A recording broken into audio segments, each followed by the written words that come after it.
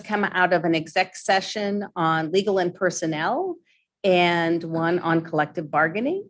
And so now we will all stand and say the Pledge of Allegiance, please. I pledge allegiance to the flag of the United States of America and to the republic for which it stands, one nation, under God, indivisible, with liberty and justice for all. All right. All right, we are going into public input. This agenda item is for community input on items not on the board's regular meeting agenda. If you have input related to a specific agenda item, please hold your comments until I request input during that particular item. As a general rule, I will not respond to public input, and I ask that you clearly state your name and school attendance area. Limit your comments to 2 minutes, and we will be using a timer that will be controlled over here. The board neither endorses nor censors any opinions expressed in public input. Please keep all comments civil and respectful, and no comments or applause from the audience, but you can feel free to wave your hands if you are in support of the speaker. And we will go ahead and start with those that are in the room, and then if there's anyone on Zoom, I'll go to that next. All right, first up is Ethan Flett. If you can go to the microphone.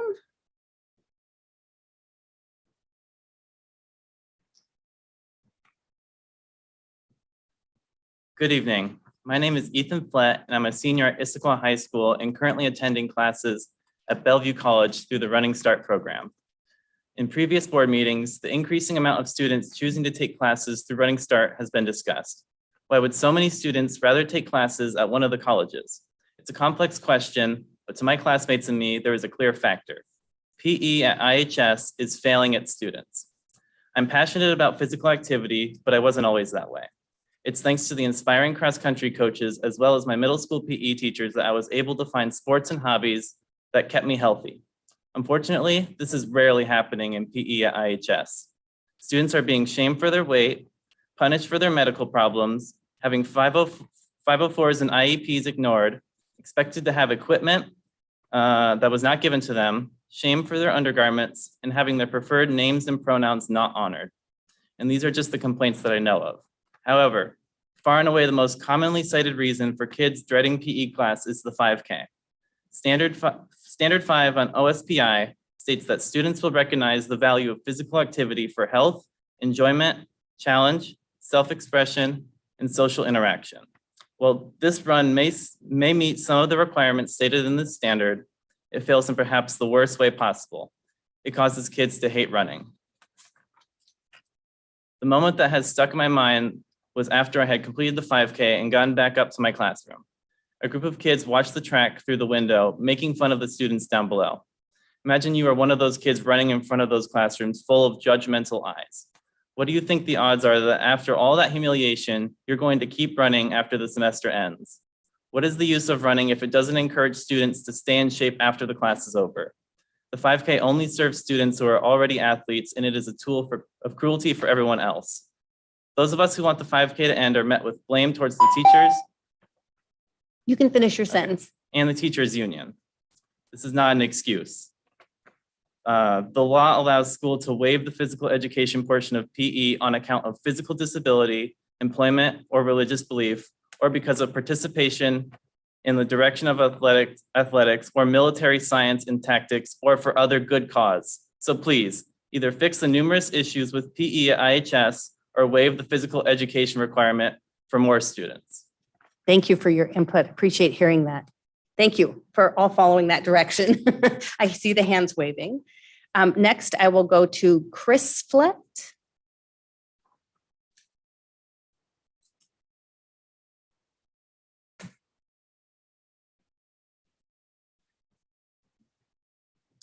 Good evening. My name is Chris Flett. I'm the father of Ethan Flett, the student who just came up and spoke to you. I could not be more proud of Ethan. He graduates in 2 weeks. His PE career is behind him. His cross-country career is behind him. But he came before you today to stand up for students at Issaquah High School. I've learned over the course of my life the power of positive reinforcement, of building self-esteem, building confidence in people. And the staff at Issaquah High School, the PE department, is not doing that today. There is so much anxiety in the world today. It's never been higher. Our kids fear going to school. They need teachers who build their self-esteem and encourage them to do whatever they want to do. They are not getting that encouragement at the PE department at Issaquah High School. And I implore you to fix it. Thank you. Thank you for your input. And again, for the hand wavings in the audience. I appreciate that and for hearing your input. Next up, we have Beth Adams.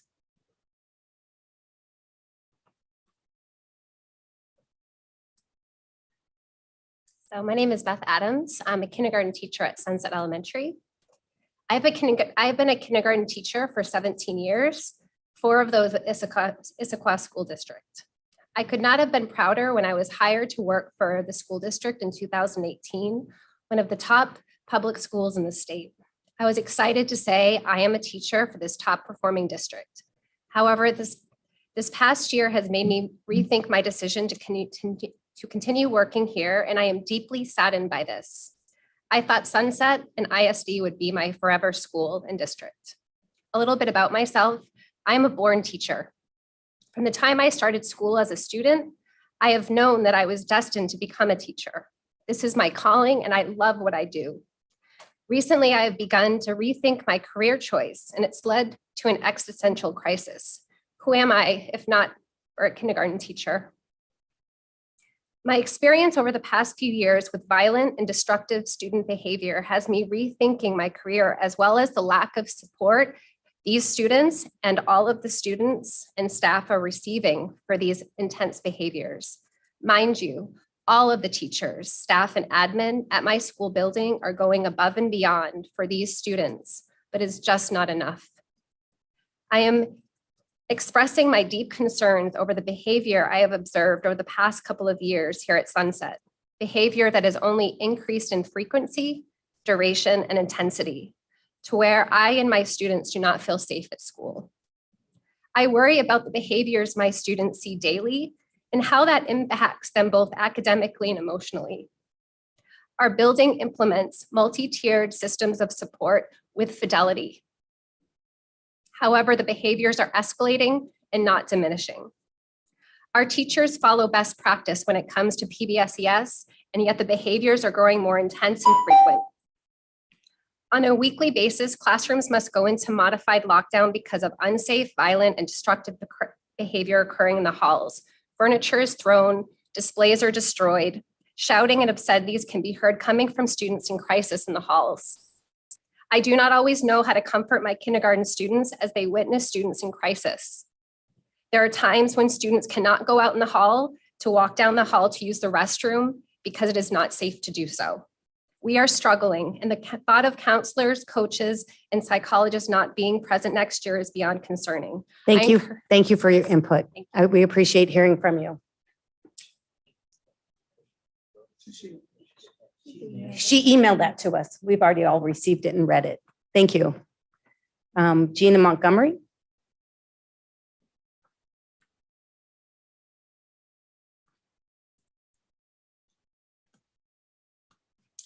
Good evening. I am Gina Montgomery. I'm also a kindergarten teacher at Sunset. I would like to read a letter that I've written to the board members. I am a teacher at Sunset Elementary, where I have had the privilege to work among the most amazing, caring staff since August of 2005. I was thrilled when I was hired by the Issaquah School District, August of 2004, as a reading intervention teacher at Discovery. I had been a student in the district, and I attended Apollo, Maywood, and Liberty, and was proud to be returning to my old stomping grounds. The last few years have been difficult for those of us at Sunset, not only due to the pandemic, but the startling increase of violent student behaviors we see every day. In the fall of 2018, a new student was introduced to my classroom who right away exhibited behaviors that needed intense intervention. The student would leave the room multiple times a day, as well as hit, kick, and throw things, including shoes. It was exceedingly difficult as a veteran teacher to experience not only this behavior towards me, my students and coworkers, but to see the lack of support given that this student desperately needed. This was a traumatic experience for all involved, from the student exhibiting the behaviors to the other 19 students and 2 teachers in the room. We feared for our personal safety, and many students suffered bouts of anxiety daily while trying to learn and play. I personally suffered from intense distress trying to plan and teach lessons, give the needed attention that all my students deserved, and at the same time, constantly trying to predict how this student would react to any given situation. These circumstances caused a loss of instructional time weekly for all my students. It also created unimaginable confusion to the children as to why unexpected and unsafe behaviors towards them and their teachers were continuing daily. These behaviors continued for 4 months with the student before the student received the appropriate needed intervention. Within 2 days of support of being put in place, there was an incredible change in behavior and the ability of this student. Not only did this student receive the much needed support, but the class also received the support they needed. I bring my personal story to you as similar and escalating behaviors are happening daily with multiple students in Sunset hallways. Students struggle with traumatic events and other behavioral needs are tearing up student art and teacher displays. Staff and students are doing the best with what they have, but it's not good enough. Not good enough for the student, not good enough for the other students, and not good enough for staff. Superintendent Thiele reminded us this week in ISDE's news that student and staff safety are our first priority because teachers can't teach and students can't learn well if they don't first feel If you welcome could and go safe. ahead and wrap it up, and please feel free to email us the entire I thing will. if you hadn't already. I have not, but I will. Our district prides itself in social emotional curriculum and support, yet students and staff regularly witness violent and scary behaviors that impact them academically and emotionally. Our students who are struggling with these behaviors are not receiving the help and support they need. Support them, and you will support all of Sunset staff and Thank you students. for your input. Thank you. Thank you. All right, and the last one on the paper list, and then I'll ask if there's anyone else in the audience, and then Stephen will see if anybody has raised their hand on Zoom, is Caitlin Schreiber. I'm sorry, what?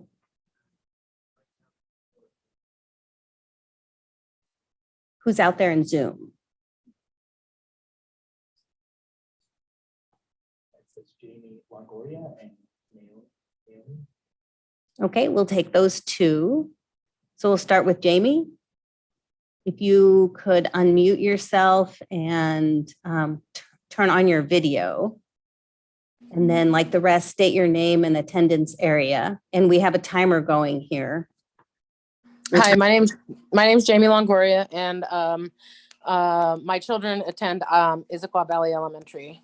I'd like to comment tonight on the before and after school program, the Cougar Club that's at IVE, and I'm assuming all of the other elementary schools in the district. A decision was made this year to stop scholarships for that program. And I'm not quite sure if you guys maybe understand the impact that that's going to have on the people of color in this community and people with disabilities. My son is autistic, one of them in 4th grade, and the other one's in 3rd grade, and he has severe ADHD. And the before and after program at Cougar Club has been specially designed to help both of them succeed and be as normal as possible and enjoy the program. We have received scholarship for several years. We live in the affordable housing community, Johnson Hill. And without that scholarship this summer, my children will be left at home alone by themselves. An autistic child and a child with severe ADHD. There is no other options in the city. Even though we qualify for DSHS daycare, there's no daycares in the city that are open to take the DSHS daycare. I'd really like you guys to rethink the decision that you made, taking away the scholarships, because it's impacting all of the low income people in this community who depend on it. Thank you. Thank you for your input. And then the second one on Zoom is a Naomi. Excellent. I'm sure Hi, you my hear Catherine your Hawkins. last name so we can hear that. Huh? No, just make sure you state your name because we can't see your last name on your Zoom thing. My name is Catherine Hawken, and I have 4 young children in the school district. I'm also the English teacher at Echo Glen Children's Center, or Echo Glen School. I wanted to talk to you today because we fought so hard to be able to be back in school, and we're so grateful we can be. Unfortunately, my second grader class is now required to wear masks for at least the next 10 days, and my daughter is refusing to go to school because she has PTSD from the mask experience that only ended about 2 months ago. And so I was hoping that because that's not necessarily an order from King County, that we can work toward normalizing that so that our children can, and my child can attend school. And my second concern is with feeling like sometimes there's principal roulette as far as what activities are canceled at which schools and which are not. So I hope that we can have more directive to allow more equality in activities amongst the schools. And my third concern is about safety, the safety of my student. My child for several years has been bullied, and bully reports were filled out within the district. And just recently this week was targeted online with films videotaped and recorded at this child's middle school, and targeted with hate videos and anti-Semitic. And I am just shocked and heartbroken and bothered that we have gone through this for now 3 years. And it's this, now my child is again a victim by the same people, and it's escalated. And I'm heartbroken that there was something relating his bedroom to being a gas chamber in Auschwitz and being gassed. So I just hope that we can work to make it safer for our kids. Thank you. Thank you very much for your input. All right, that took care of Zoom. We had the one in the room. If you'd like to do your input. This is Caitlin Schreiber.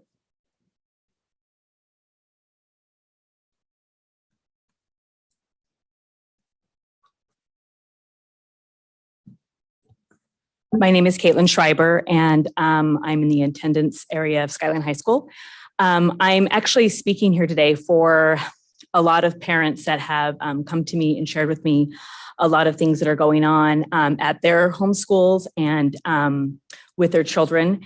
And I think the thing that we all know, I'm not saying anything new, is that our kids are not okay. Our kids are not okay. And to see the disruption that's coming on in their lives from little things from year-end celebrations, which I've already sent a letter about. I'm not going to focus on that tonight, but also problems with pressure from teachers from the PE department at Issaquah High School, to also the extreme bullying through social media that's going on and on that administrators have been made aware of but isn't stopping. Fear of discipline was really shocking. I've heard a lot of the problems at some of our middle schools, and it's shocking to hear that this is going on at our elementary schools too. At one of our best elementary schools, we have so many wonderful elementary schools. The loss of the PEPSIS program is really devastating. I know there were budget cuts. I know things had to be done, but there's a choice. There is a choice, and I know that the loss of that, especially for staff, is really, really hard for them to take, especially 2 days after the levy when it was in the communications that could have been changed.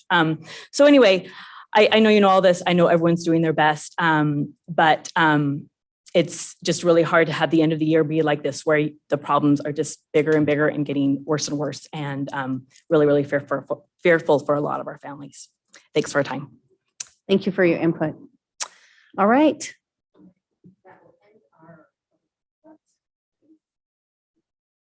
We are on to the approval of the consent agenda. I'll take a motion for that.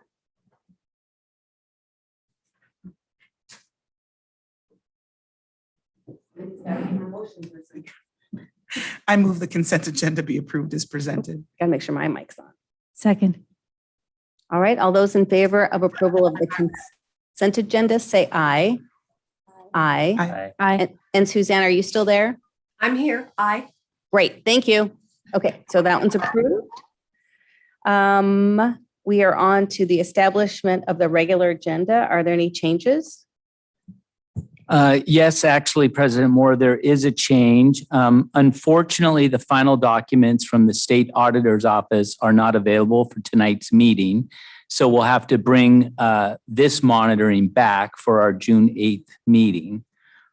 However, I would like to just point out that, first of all, I want to congratulate and thank the team from the business office for their good work on yet another clean audit, making it our 20th consecutive clean audit, our state financial audit without a single finding. Specifically, too, I just want to call out Director Mariah Banasak, who is the Director of Finance in the business office, because she has been kind of the lead. Not that Mr. Turney and Cooper and the rest of the staff haven't done a great job, but I know that Mariah has kind of ushered these audits through for us the last few years.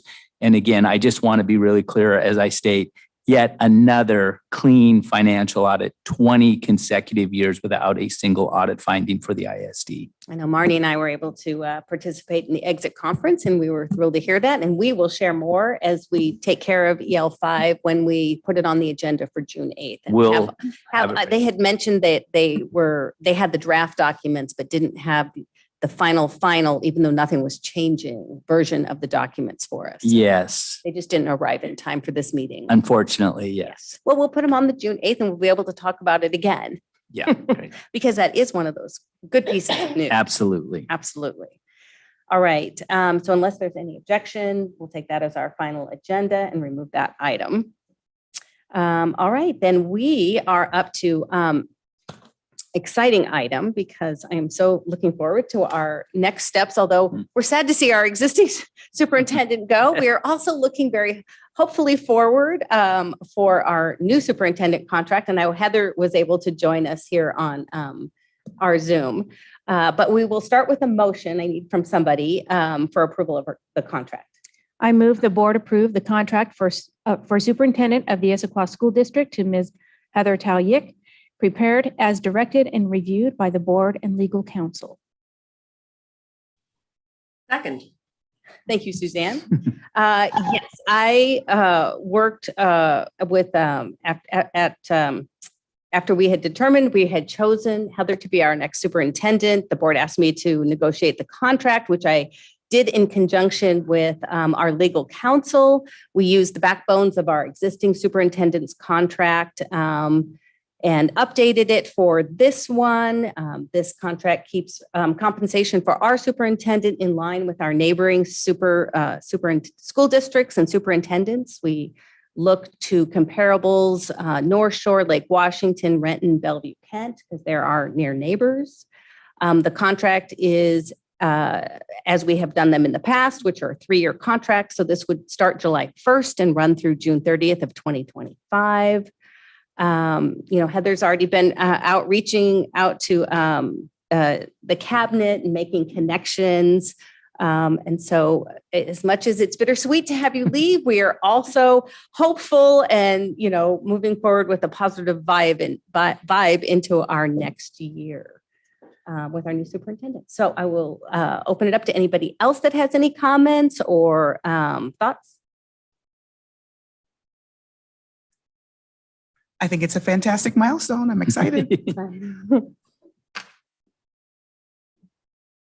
Anybody else?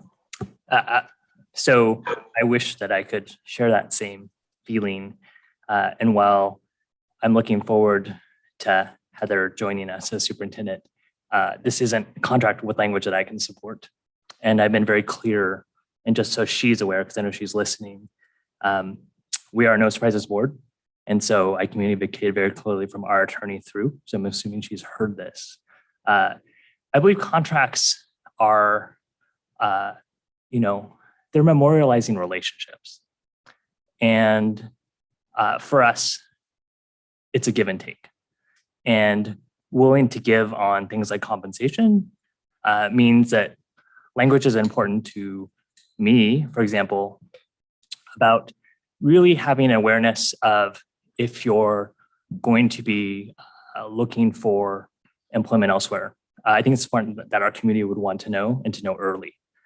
Those were communicated as things that were important to me, and I believe because our community would want. So while I'm looking forward to her joining us as superintendent, in the context of us just having gone through a pretty traumatic reduction in force that impacted our teachers, from a budgetary standpoint, if we're willing to give on compensation, then I think there needs to be give back on mutually beneficial language. So for that reason, I can't support this. Okay. Would anybody else like to make any comments? Just like to throw out there, a thank you to you, President Moore, for working with the lawyers to hammer this all out, because I know we inserted a lot of new language and some different things in this contract. So it wasn't just a rubber stamp of, oh, let's roll the old contract over. And I actually feel like there's got a lot of good language in this contract and a lot of protections for the district, as well as for our new superintendent. So I'm in favor of it. Thank you. All right, unless there are any other comments?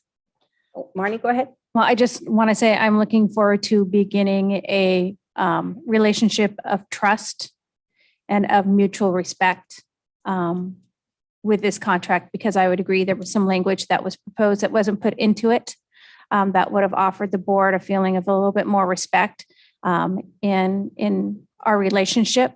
But I do want to start with our relationship in a positive place and moving forward to the betterment. You've heard testimony tonight in public comment.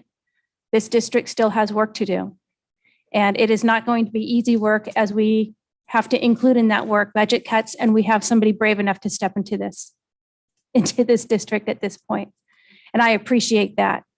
And so that's why for me, I support this contract, because I am looking forward to somebody who's willing to work on the things that we need to work on. And I hope that in the end, like our past three superintendents who have retired here, that this is her forever home.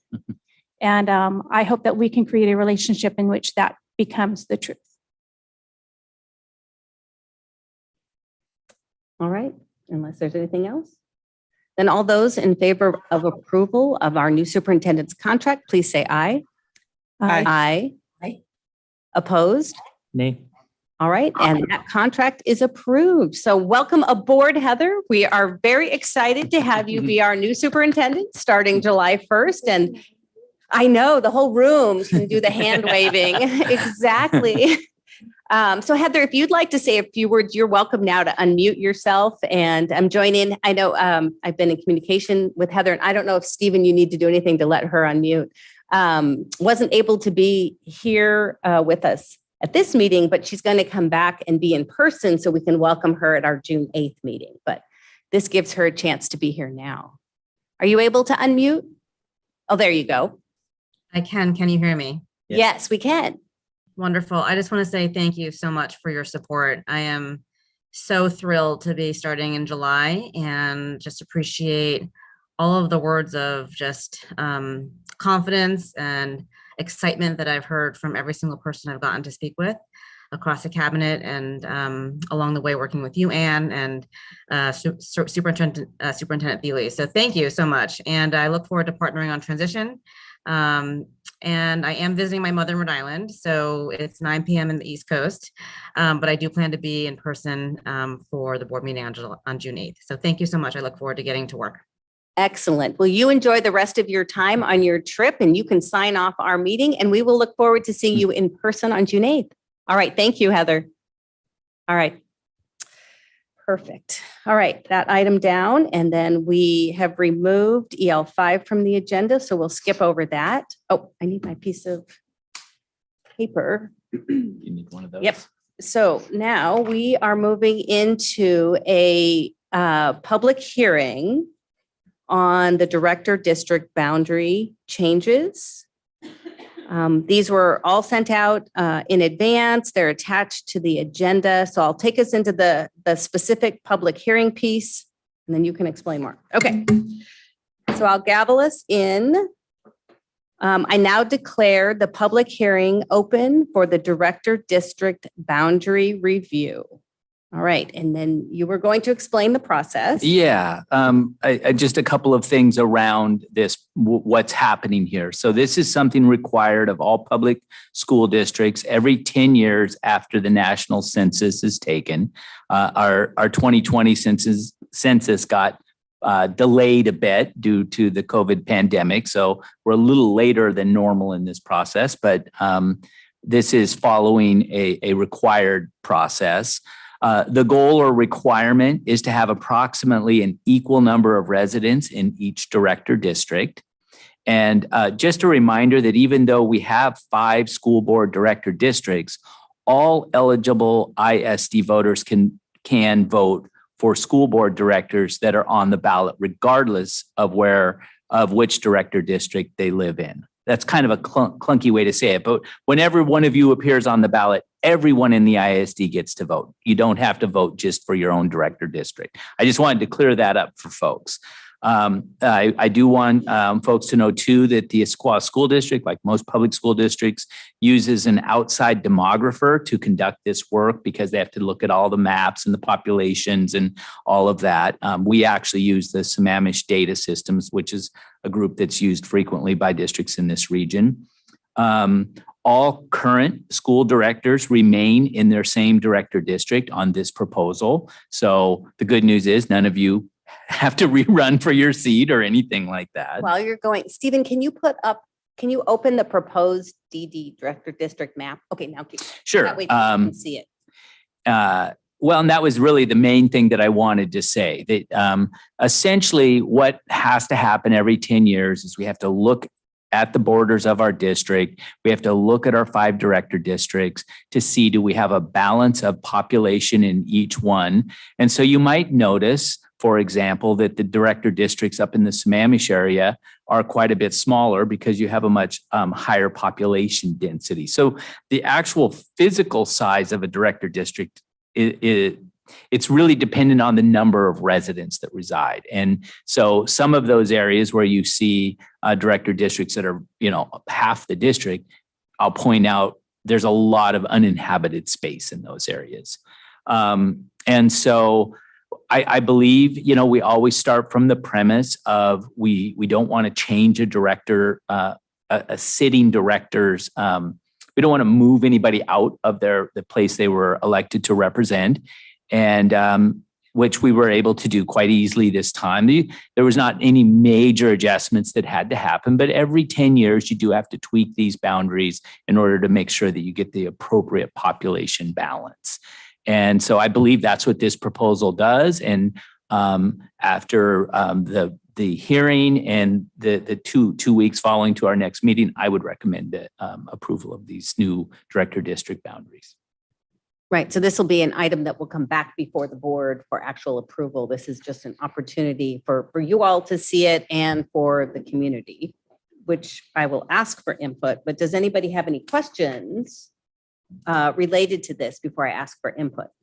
Harlan? Is it possible, and I don't know if this is possible, but with this GIS mapping, could you overlay our elementary school feeders on this map? Because I would just love to see how, for instance, like we in general try and like have things make natural sense. This really changed like the green and yellow ones a lot. So I'm just really curious. So it doesn't really impact me, but I'm just curious how it impacts. Does it look similar to our feeder patterns? I would just like to know. I mean, they may be able to do that. I realize that I think from the perspective of the data systems where they do this, it's all about the population, because the next 2 pages have to do with ensuring that they are equal population. Balanced, I should say. It's not equal. And they have the breakdown on total population, and then they also have breakdown by race as they try to not disadvantage one group or another over it. So to your specific question, Director Gallinger, there may in fact be a way to do that. I don't know what it is, right now off the top of my head. And technically how we would do that. I mean, we obviously have a district bound map that shows where all of our schools are at. but I'd have to look at how we might go about doing that so we could show exactly where the schools are located. If it's a lot of work, then it's not worth it. It would be just curiosity How- for me, how it especially because looks. like I think Sammamish is driven just because of history and because of where the two of us, of where Suzanne and I live, versus like if you're doing it purely based on geography, it might look different. Right, but I don't know that they ever started by creating it along any kind of school boundaries. Yeah, not and I'm not asking school you to create it by boundaries, school but boundaries. yeah, Right. Or even the high school boundaries, right? I mean that. right. I Well, get- we only have 3, so. Right, we're but I doing mean for 5. any part of it, Mhm. right? So it's, In all honesty, that would be a question I would have to ask of the demographers. I mean, as I stated, I know what the basic goal is. If you have elected officials, you try to keep them in their director district, but you have to try to also achieve this population balance as well. So historically, to Director Gallinger's point, it could be that the Sammamish area seats our director districts look the way they do because you had 2 incumbent directors there. So I don't know, and I'd have to look down in the Southwest director districts there to see. I mean, if I looked at the map close enough, I can tell you where their schools are at, but I don't have them just right now off of. Well, and I'm struggling to actually see other than just color spots up there. right. Right And you now. weren't really just asking where the schools were, but the boundaries of the school. Is that what you were asking? So he was really Yeah. asking for like drawing the lines around the. Well, we do have. attendance area of every school, not just where the school. Yeah, and we do have a map that does that. And I would just overlay it. And we Yeah. might, there might be somebody like Colleen in the transportation department or somebody who's out there going, well, of course we can do that. Yeah. But I just don't know exactly. And I mean, that is something that we can take a look at too. For information For purposes. information purposes. Mhm. Absolutely. Push it back out to y'all. Okay. Marnie? I'm trying to, maybe I'm missing the data that it's somewhere, trying to figure out what the change in population was that warranted a change in the director areas. So I'm looking at, well, I've lost some here and I've gained some here, but I don't know what the differential, like, did we all gain 5,000 population in our areas, or what's the number? And I guess I don't recall. Oh, we did get it earlier. So it's like, it's not consolidated to understand what the shift was. And it's a curiosity to know, especially around the readjustment based on racial components, because I do know that that's part of the law, is that, you don't want to carve out any certain area. Right. And that's what those next 2 pages. Yeah. And I have saw on there. those, but Okay. there's no differential between what it is today and Right, what and- it's going to, Mhm. what it's going to be, I guess is. I do remember, we got that earlier because I know I had one of the biggest population increases, which is why the purple got smaller. Yeah. So I definitely had more. And in fact, isn't there a? That's actually a good thought because the need to shrink that director district could have driven a change or likely did drive a change in another district. And then if they move that change and then it took you out of balance, and then maybe they had to change on the other side too. I mean, again, it's an interesting demographer puzzle that they're putting together. Yeah. Because for me, I just like, okay, here's a bunch of neighborhoods I gain over here, and here's some neighborhoods I lose over here. Right. So I guess maybe I wasn't out of whack, but because I needed to change. Right. It was a Etc. ripple effect from the That's others. yeah. And I'm sure that what drove the changes in Sydney's, as we all know, was the Highlands during that 10-year period True. build up. Yeah. Yep. Hers still looks so large because so much of it isn't populated, right? So it still looks like the largest area, Mhm. but in the end, all 5 areas have an equal population or close to equal population. Yeah. So, and I know that some of the work of the demographers is to ensure that we have a good distribution around a population, but I know that in California, some of the things that they're looking at is being able to increase certain disproportionately disadvantaged populations into an area so that they have a more higher likelihood of drawing a candidate and voter. Well, the voting population would be the same because it's a full district. Right. Right. Everybody gets to vote for all of us. It's all about It's that not, whoever yeah. runs has to live within the geographic boundary of, or they can only run for the seat of which they already live in that geographic boundary. Right.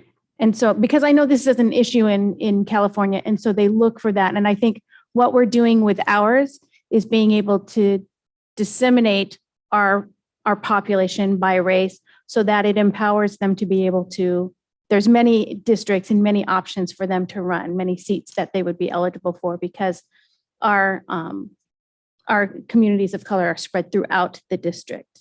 And I think that in some ways that gives them more ability to run and put their name forward because there's more options for that population.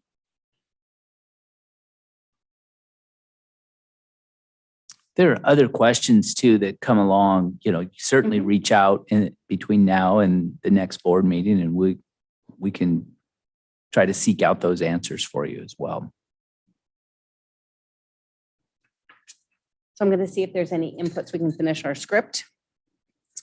This is an opportunity for anyone in the audience, being the room or Zoom, to come forward and provide input. Would anyone like to come forward to give input? And yeah, there we got the Zoom back up. If anybody on Zoom, you could raise your hand. All right, I'll say it again. Is there anybody in the room or on Zoom that would like to give input?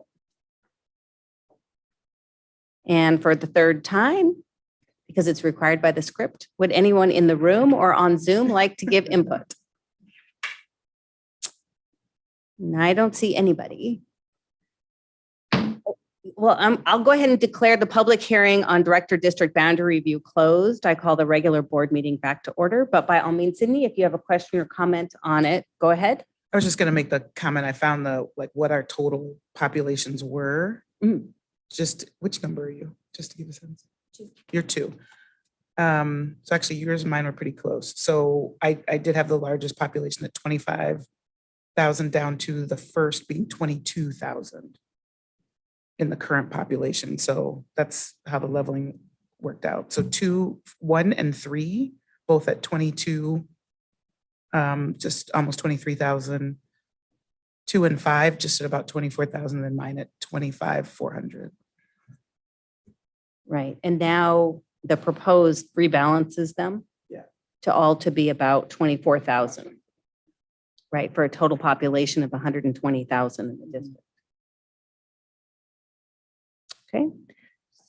So to anyone, if there are any other questions or issues you want to address with these, otherwise these are going to come back for board approval at the next meeting. And so it would be an approval of that map. And then I believe Diane and I were discussing that then the next step would be an update to our OGPs, because the details of the description of that map is in our OGPs. And then that would come before us to be updated as well. Okay, so those are our next steps on this one. All right, okay. All right, we are on to monitoring report for ends for life management and personal awareness. And so we'll take a motion on that to get us started. I move the board accept the monitoring report ends for life management and personal awareness as presented. Second. All right. Superintendent. Okay, thank you. One of the things I want to say about the board in statements, and this one really kind of reaches out to me in this way, is I love the aspirational language here. I know that the goal is to meet reasonable progress, and I'm thrilled that we are that the goal is put way out there. And what do I mean by that? That we are asking, our goal is to have our students live healthy, and I love how we say will live healthy, satisfying, and productive lives. And I love the aspirational nature of that. Of course, that's what we want, but then we try to operationalize that through our K-12 school system. So I just thought to kind of start us off here, I don't talk a lot about my interpretations, but, living a healthy life, students making informed and appropriate choices regarding their physical, social, and emotional condition, living a satisfying life, demonstrating self-assurance about one's ability to accomplish his or her personal grade level goals and or plan for post-secondary pursuits, living a productive life, meeting grade level appropriate behavioral, social, emotional, and academic standards, and applying those skills to their goals in life. Again, I like that language. It resonates with me. And demonstrating that and a reasonable progress to demonstrate that students' academic, extracurricular, and co-curricular experiences prepare them to pursue their personal passions in a wide range of post-secondary opportunities and empower them to make informed decisions regarding their goals in life. I think that any parent, and I'm a parent, and that's what we would hope for our children, and we certainly would hope for everyone. So I like this. I like that as a school system, we actually pay attention to those opportunities we're providing students. And as you go through this report, you see a lot of them aren't in the traditional, we do a great job teaching math and science and social studies, but it's placing value on those other opportunities as well that our students have. I mean, lots of experiences through course offerings and different choices, but also lots of opportunities to do other things. And you see large or huge participation numbers on our students. So first of all, every time I get an opportunity to talk about the amazing work that our students do and the staff that support them to get our students over the finish line of their K-12 education, i.e. graduation, I want to take advantage of that. And of course, I pay special note to the last 3 years as we've steadily seen our on-time graduation rates climbing to nearly 96% with the class of 21. I think that's something that all of our students, all of our staff, and everyone affiliated with our school district can take some pride in. Having said that, if you open up the graduation rates by ethnicity and race and program, you see that I am leaving some work for Heather Talyek because we have opportunity gaps in the Issaquah School District. And I think it also highlights the importance of the priority and the really good work that we have done in terms of increasing equity in our school district, because I do believe that's what will help us chip away at these opportunity gaps. And I guess for those in the public who are maybe listening or not completely clear what I'm saying, we don't graduate all of our groups of students at the same high rates. And we have students, our Latinx students, some years, not all years, our Black students, our African-American students, don't graduate at the same rates. Our students with special needs don't graduate at the same rate. So until we can get every student at those high rates, we have work to do. And I'm also pleased that we take a look at that because as I've said before, Issaquah is a place that could hide behind its averages pretty well. But as soon as you peel back some of the layers, you see that there is that work to do. However, I do want to celebrate the hard work of our students. And I think it's interesting, and I know it's intentional, that if you look at the graduation chart here, those are all the years that I've been superintendent. So I like to look at that and see those numbers. Just thought I'd throw that in there. The next thing I wanted to point out is some other survey data. So under 4.1, understand and apply principles of sound physical health, including nutrition, hygiene, and fitness. And a lot of the data that you see in this report annually comes from the Healthy Youth Survey, the every other year Healthy Youth Survey. And I just wanted to call that out. We did have it administered this past fall, the fall of 21. I once again want to give a shout out to Influence the Choice. They had a lovely event. just last week, where we honored the students who made the ITC video competition, and but I also want to acknowledge the work that we do collaboratively to highlight our healthy youth survey data, talk about it publicly, focus in on some of the positives and some of the work that we see in it, and also the transparency by which we post our data. We were one of the first districts, I believe, that put all of their healthy youth data. Obviously, it's not identifiable in any way other than by school. We put it out there for the world to see. So you can draw your own conclusions and judgments. We'll put the data out there for you.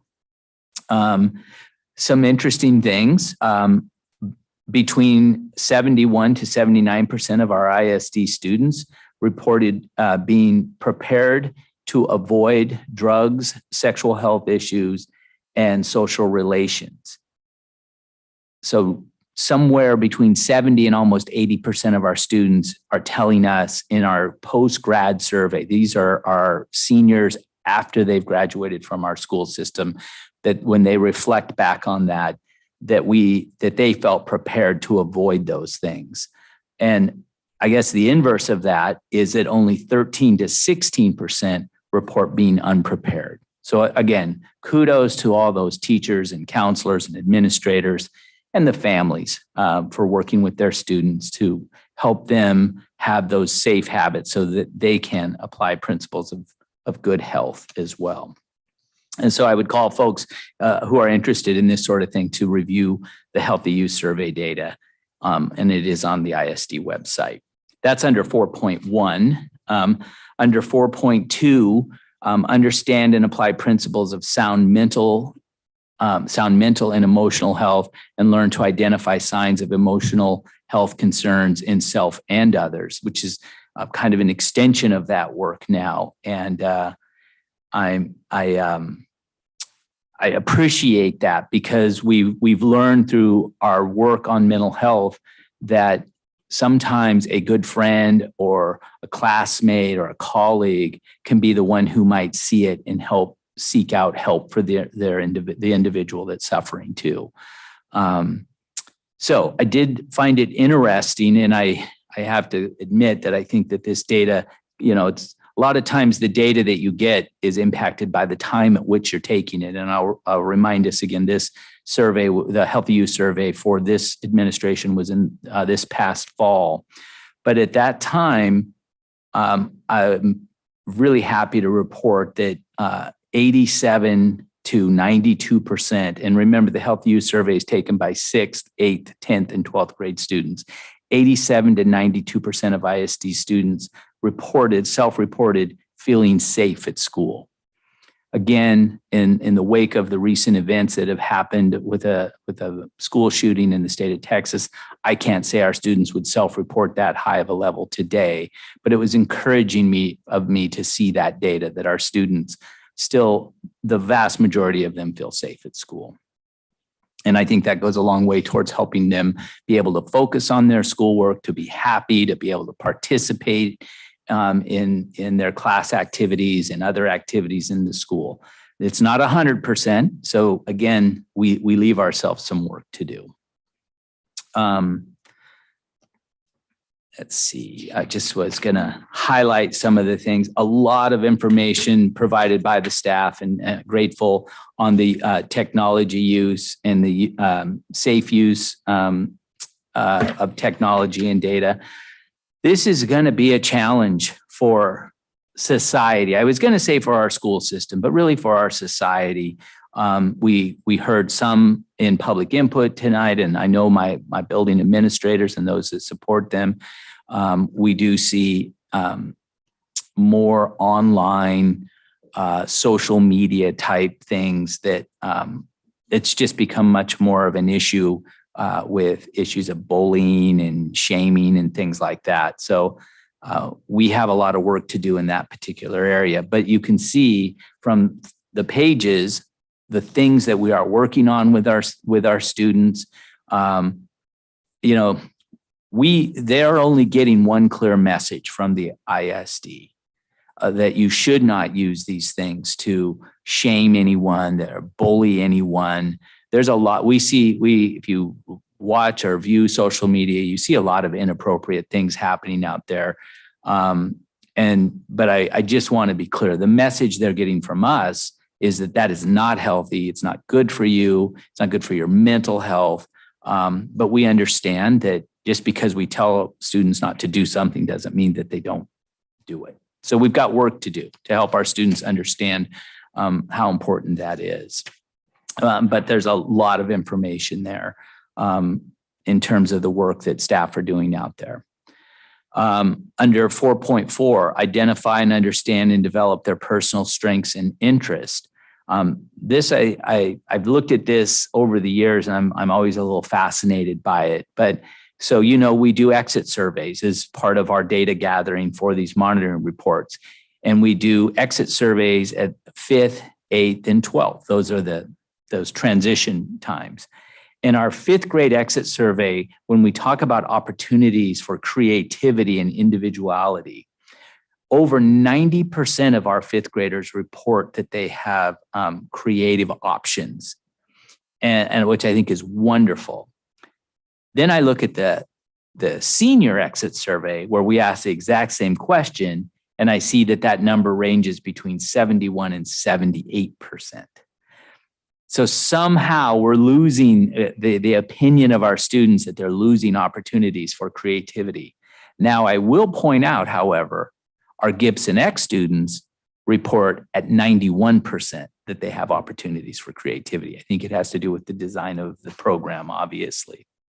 But that's something that I've noticed, and I've puzzled or noodled on over the years, what's happening developmentally or within our system. And it may be that there's just greater academic demands that are being placed as the students move up through into secondary school. But at least they are self-reporting to us that the opportunities for creativity seem to diminish by anywhere from 10 to 20% over that time frame. I wanted to talk about opportunities and the opportunities that we provide to for our students to participate in co-curricular activities, and how we encourage students'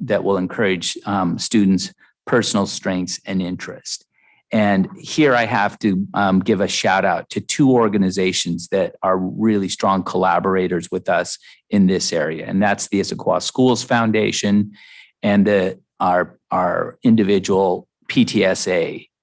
They literally fund opportunities for our students and have done so over the years, along with, I have to give a shout out to those staff who are advisors, those community members who are club advisors, to our coaches, both our full-time staff who coach after their regular day, and community members who will come in and coach and work with our students to provide all these rich opportunities in a wide variety. So if you are an athlete, there are opportunities for you to participate in athletics. If you are of a creative mind, there are art clubs and other types of clubs that you find in our schools at all levels. If you are interested in STEM, we have robust robotics programs, underwater robotics, all girls robotics, big robotics teams. And we often hear about other opportunities that exist within our curriculum, our amazing sports medicine programs, our incredible DECA programs, our performing and fine arts programs, all of this. And we know it's important because a lot of times those are the things that are the hook for a student.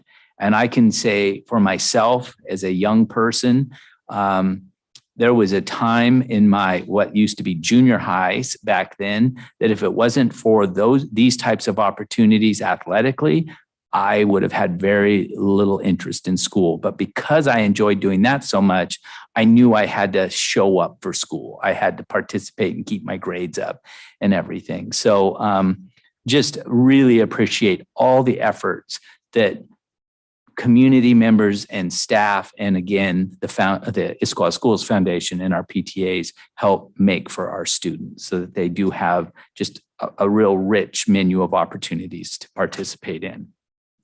Let me see. I just highlighted a few other things here. I did want to note on this is under, let me make sure which one I'm at here.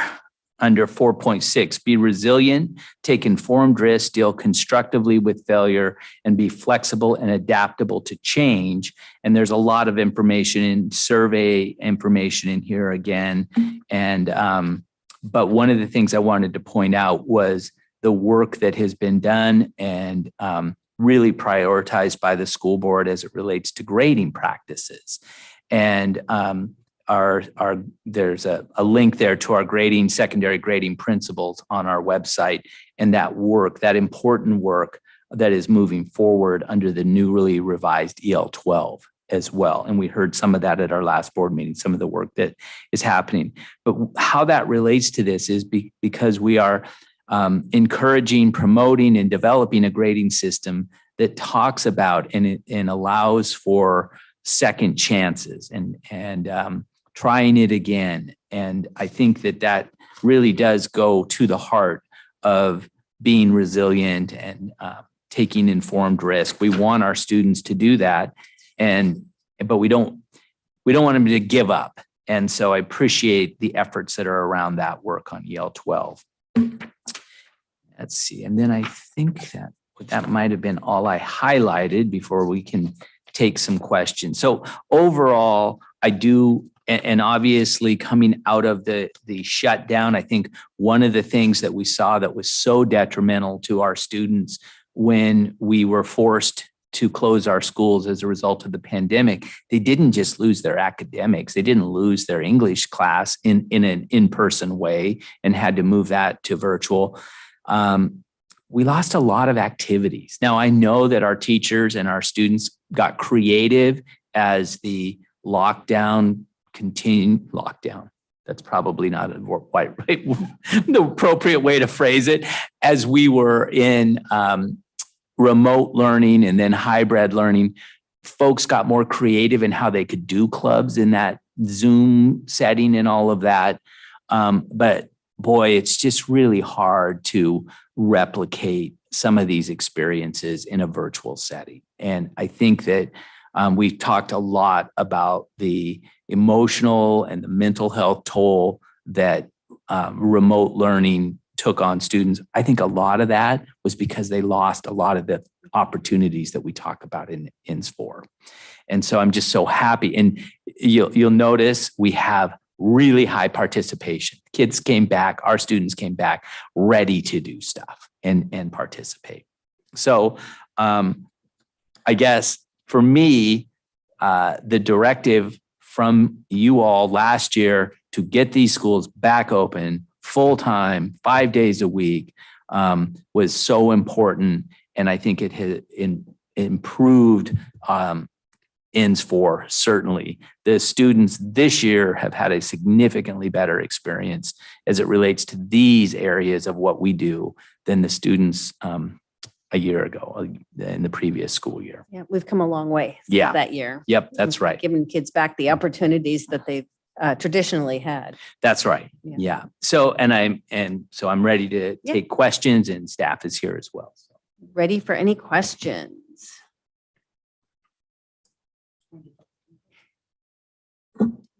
Yeah, I can ask. Usually right before we vote, we do, but that was usually with just their updates, the way we were doing it the other way. But if there is anybody that wanted to do public input, either in the room or in Zoom. No, yeah. I'll open it up to questions. Go ahead, Harlan. Ask your question. So can we start with 4.2, I think it is. Yes, 4.2. And Stephen, would you then click on Universal Screener, Strengths Difficulties Questionnaire? So my question on this one is, first, I really appreciate that this work happens in the district. And I think it's important for students to get the opportunity to be able to talk about stress and to maybe learn a bit about themselves that they didn't know as far as internalizing versus externalizing behaviors. It seems so consistent across schools until we get to Gibson Eck. And Gibson Eck, it's dramatically different. So I guess I would love to hear more. And I don't see Andrea here. Yeah, Smart to not be here. Yeah, well, she's at, I have to, I will share that Andrea is at a family function in California celebrating her husband's grandma's 90th birthday. And she's been working some remotely because we did some interviews and stuff. But I will share, Director Gallinger, that thank you. You reached out to me today and said you had some questions, and I had looked at this data before, and I assumed, because I read the data the way you did, that this would be what we would be talking about. So I did engage with Director Ridenour around this, and actually I had an opportunity to speak with Principal Bamba as well, because we see the same thing. You're seeing about twice the rate of Gibson Eck students reporting concerning internalizing and just higher rates kind of across the board. And the interesting thing is, and I do want to point out that if you look at the data on the fall of 20 and 21, the actual whole numbers are exactly the same in those 2 years. Of course, that raised a question in my mind. I'm like, hey, did somebody just transpose that? No, they actually didn't. If you look at the data with decimals, you do see that they're different. Those are all rounded. So you might have had a 3.5 or 3.4 1 year. So I just needed to confirm for myself that those were actually separate individual data sets there. So we do see that over the years that we've done this SDQ, that the data at Gibson Eck has been higher. So Principal Bamba and I were, and there's been lots of discussion, and Julia and her team have seen this data for 3 years. So one of the things I wanted to share with you is, as a result, Gibson Eck actually does more social emotional learning intervention than any of the other schools. I mean, they are all doing work, but because their data is the way it is, they have prioritized more of that than the other schools have. And I'm glad to hear that. So we have theories as to what's behind this. I mean, I would remind us that Gibson Eck is created as a different type of school, a school that we sell it as a school for those students who maybe don't feel the sense of belonging in a large comprehensive high school, or that style of learning through a 7-period day and the like doesn't work for them. So it naturally draws in a different type of student. It also, I will tell you that approximately 40% of the students who attend Gibson Eck have some form of an accommodation plan, either a 504 or an IEP. And so, you know, as we look at that, we do believe that, and you know, the question we have of ourselves too is, if we didn't have Gibson Eck and we weren't doing that, obviously the numbers in the other schools would change a little bit. There's about 180 students at Gibson Eck, just to give you a sense of the numbers. But would more students from that group of 180 be reporting higher levels if they didn't have Gibson Eck? So it's hard for us to know one way or the other. But you know, we've puzzled over that. We don't know exactly why it is. We have theories as to why it is, but I think from our point, it's we can theorize about why it is a lot, but more importantly, we want to try to tackle the problem with intervention. But and that's really my question is this, the whole point of this is to identify the need. So I want to know, do we deliver more supports to students at Gibson Eck because of this data? So do they have, what's their ratio of, like, we know that our counseling to student ratio is abysmal. So is that less abysmal at Gibson Eck? It is. Have access to Swedish mental health commiserate with what the need is. And that's really what I'm looking for. Yeah. Because that's what I worry about. the why behind this is less important to me than the here's the identified need. What are we doing to actually support these students? Yeah, and I was pleased when I spoke with Principal Bamba and with Director Ridenhour too, that the short answer to that question, Director Gallagher, is yes. There is a higher level of support. I mean, I will tell you the Gibson Eck program is a more costly program to run. It probably wouldn't be practical to run a program like that for a school the size of Issaquah High, as an example.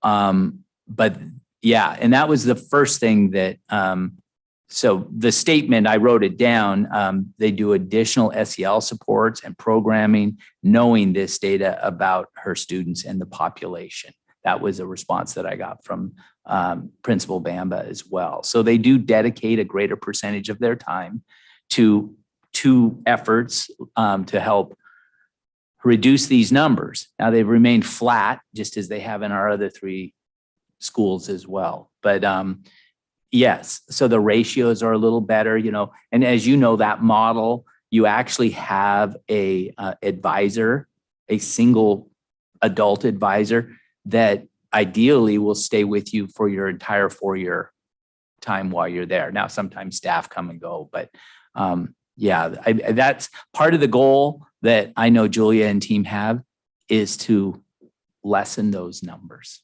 And that parent home connection is so key, even more key in this scenario. So is there more reach out to parents of students at Gibson Eck than our other high schools? Because that's what I'd really want. Like, I was a parent at Gibson Eck, I would want to know if my child was stressed and an internalizer or externalizer in the way that I know they notify us in middle school. I mean, they tell us that when they're going to do the test, and then they say, hey, if it's given if your student is identified, then you'll know, which only kind of half makes you feel okay as a student. Yeah. Make sure it doesn't get lost in the shuffle. So I do worry, like, it seems like we should be doing a lot of parent engagement and parent education, particularly of our students at Gibson Eck, to ensure that we're equipping our parents to be able to help our students, because teachers only have, especially So much bandwidth. even though they have a advisor model, they still have less overall contact time than they do with teachers at our comprehensive high schools. It's So true. it's a give and take. And that's why we're like having that parent support structure, family support structure is even more important at Gibson Eck. I will say that it was shared with me that everybody who is in the red category, the concern, gets a direct outreach to the family. And in fact, that did create a little bit of a challenge for us this year, because there was a slight uptick in the numbers. But when you across the whole system, there was definitely more, had to be more effort to do outreach to families who had the high internalizers. While we're on this chart, I do appreciate looking at the situation at Gibson Eck, and we don't know where the cause resides. It may be that one of the reasons they selected to participate in that is that overall That's an assumption we concern. make. And I know that in my family, it was a personal choice, because the idea of trying to go to a comprehensive high school and all the teachers they would need to have relationship with, if you have that level of stress and anxiety in your life, and then trying to do it with 7 or 8 different teachers, I think it's a great thing that we, even though it's more expensive, we have a place for them to land. Mhm. What I found actually really surprising on this is we talk about, if we're going to call out a high school, we are constantly hear about just the pressure cooker that is Skyline.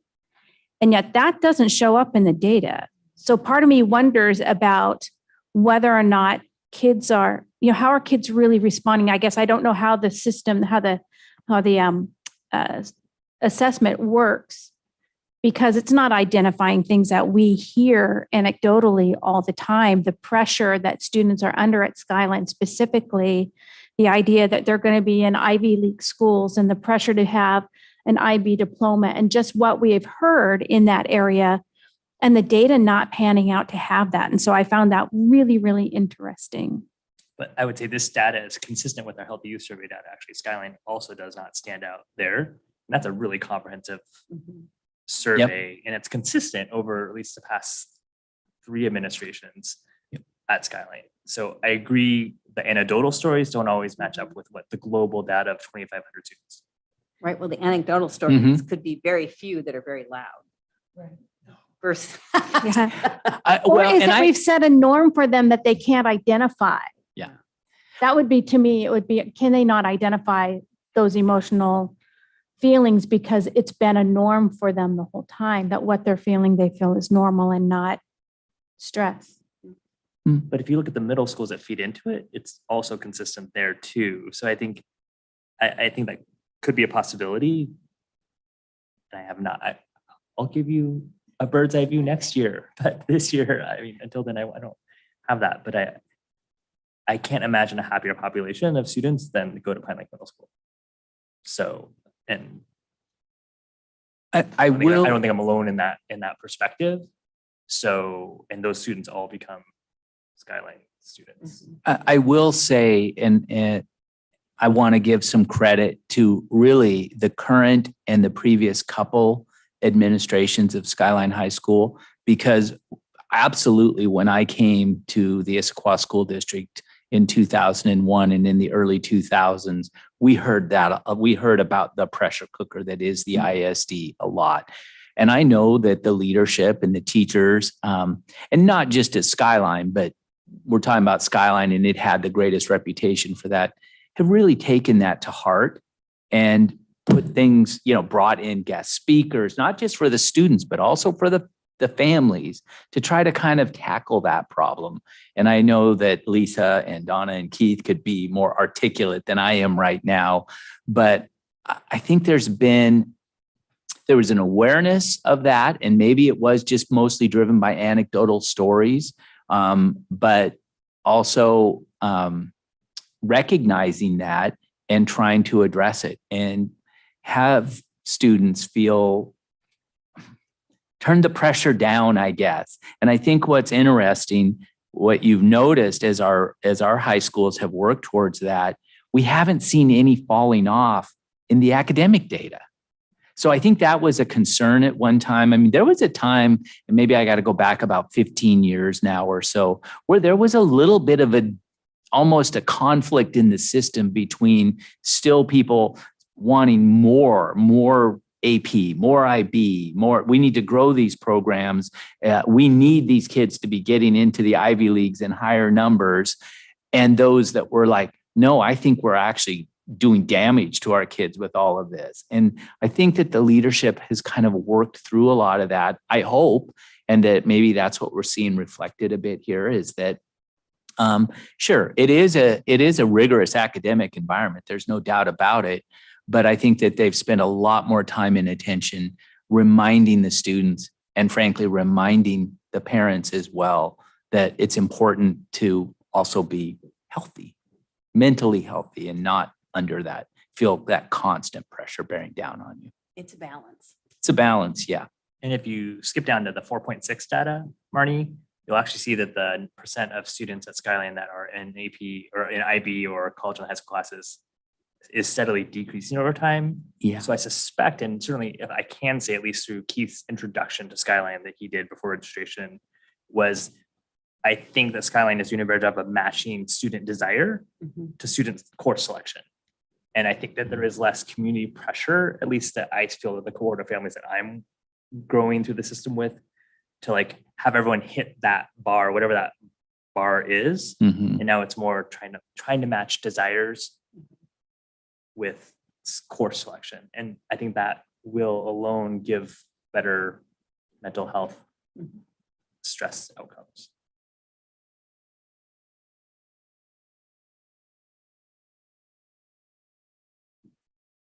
Sydney?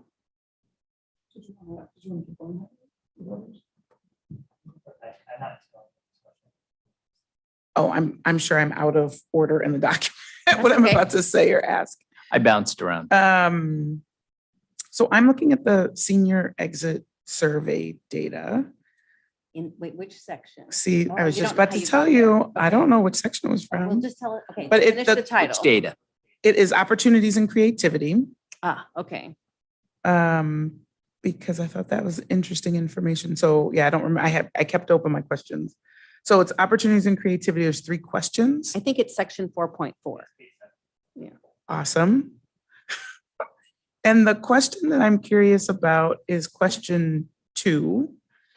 It is in general, I was satisfied with my ability to access sports clubs and other programs. And I guess it was just, I'm curious about the Gibson Eck numbers as we were talking about Gibson Eck and the difference in the programs. And so it's maybe not surprising that those numbers are a bit lower than the comprehensive high schools, but it's maybe surprising to me that it keeps going down. And coupled with, I guess, as you were talking about the stressors and other things, I've been sitting here looking at this number and I realize I don't know how this works at Gibson Eck. Like how is that access afforded? Yeah. Are kids going back to their home school? Yes. What Right, happens? it might be Yeah, access. it is, as you just said, Director Mullins, they do participate in their home school. I know that's fresh in my mind because our Rotary Club just issued one of our 2 college scholarships to a Gibson Eck student. And one of the things that she did was wrestle on the Issaquah High wrestling team. But yes, they do have to go back to and so there could be an access issue there. Well, and I speak, especially through the pandemic, feeling less connected to their own school, let alone another school that they would then have to apply for. But I would say that because of the size of the population, it is harder to find clubs and again, engaging in sports, you have to go somewhere else, which may not align. Their schedule is different. Mm-hmm. So when they start and stop is different. And so I think that can also lend into not being able to feel like you can access that. But there's a limit in the number of clubs also that they can offer. Yeah. Right, it's kind of one of the trade-offs of going to that school is that the choice of having that academic experience kind of limits some of the other outside of school things. Yeah. But I think the pandemic really impacted them to a higher degree because you only, your biggest connection is through your advisory. So you don't have 7 or 8 classes that you're going to and getting to know people. So I think there's in some way the people, when you're only on video, if that's who you're connecting with, you're knowing your advisory, but not necessarily others to get engaged in other clubs. So I think there is some pandemic issue in here as well. I also think you'd have selection bias too, right? By 2021, you have essentially a full class. And when we started in 2018, right, the graduate class was a dozen kids. And so when you get towards 50 kids, you're going to have a much bigger population. And I think the biggest impact is not just the after school stuff, but if you're into music and that, which a lot of our students across our district are, I think that's one of the biggest trade-offs that they have to do at Gibson Eck for their school selection. Yeah. There's no music program for them unless they're doing it individually. And you might have 1 or 2 people. And then you're talking about you're creating a band that is performing and it's a small band. It's not like I can get lost in the sea of orchestra students. So if I'm really bad, no one knows. You have to be to the point where you can basically perform solo for the music that you're doing. Yeah. It just, for me, those feel very tied, like the outlet opportunities and the stress, the stress level and what's possible there. Cause I mean, the social anxiety at high school is so high. Oh, I'm going to go to a different high school and then run in their track. Like that's a hill to climb. So it is. It's a challenge of the program, frankly. Well, and are there other things that would be sports in nature that are smaller? There's smaller clubs or not a lot of big comprehensive high schools do big comprehensive sports. And are there small, it may be a badminton club or a bocce ball club or something that's completely outside the norm that they're creating, that there's not a whole lot of things but a way for them to do something that's different than the comprehensive. So they're not going up against, who am I going to play in Bellevue? Yeah. Yeah. And we've seen some of that, as you know, Director Moraldo, having experienced the school. You mentioned the band.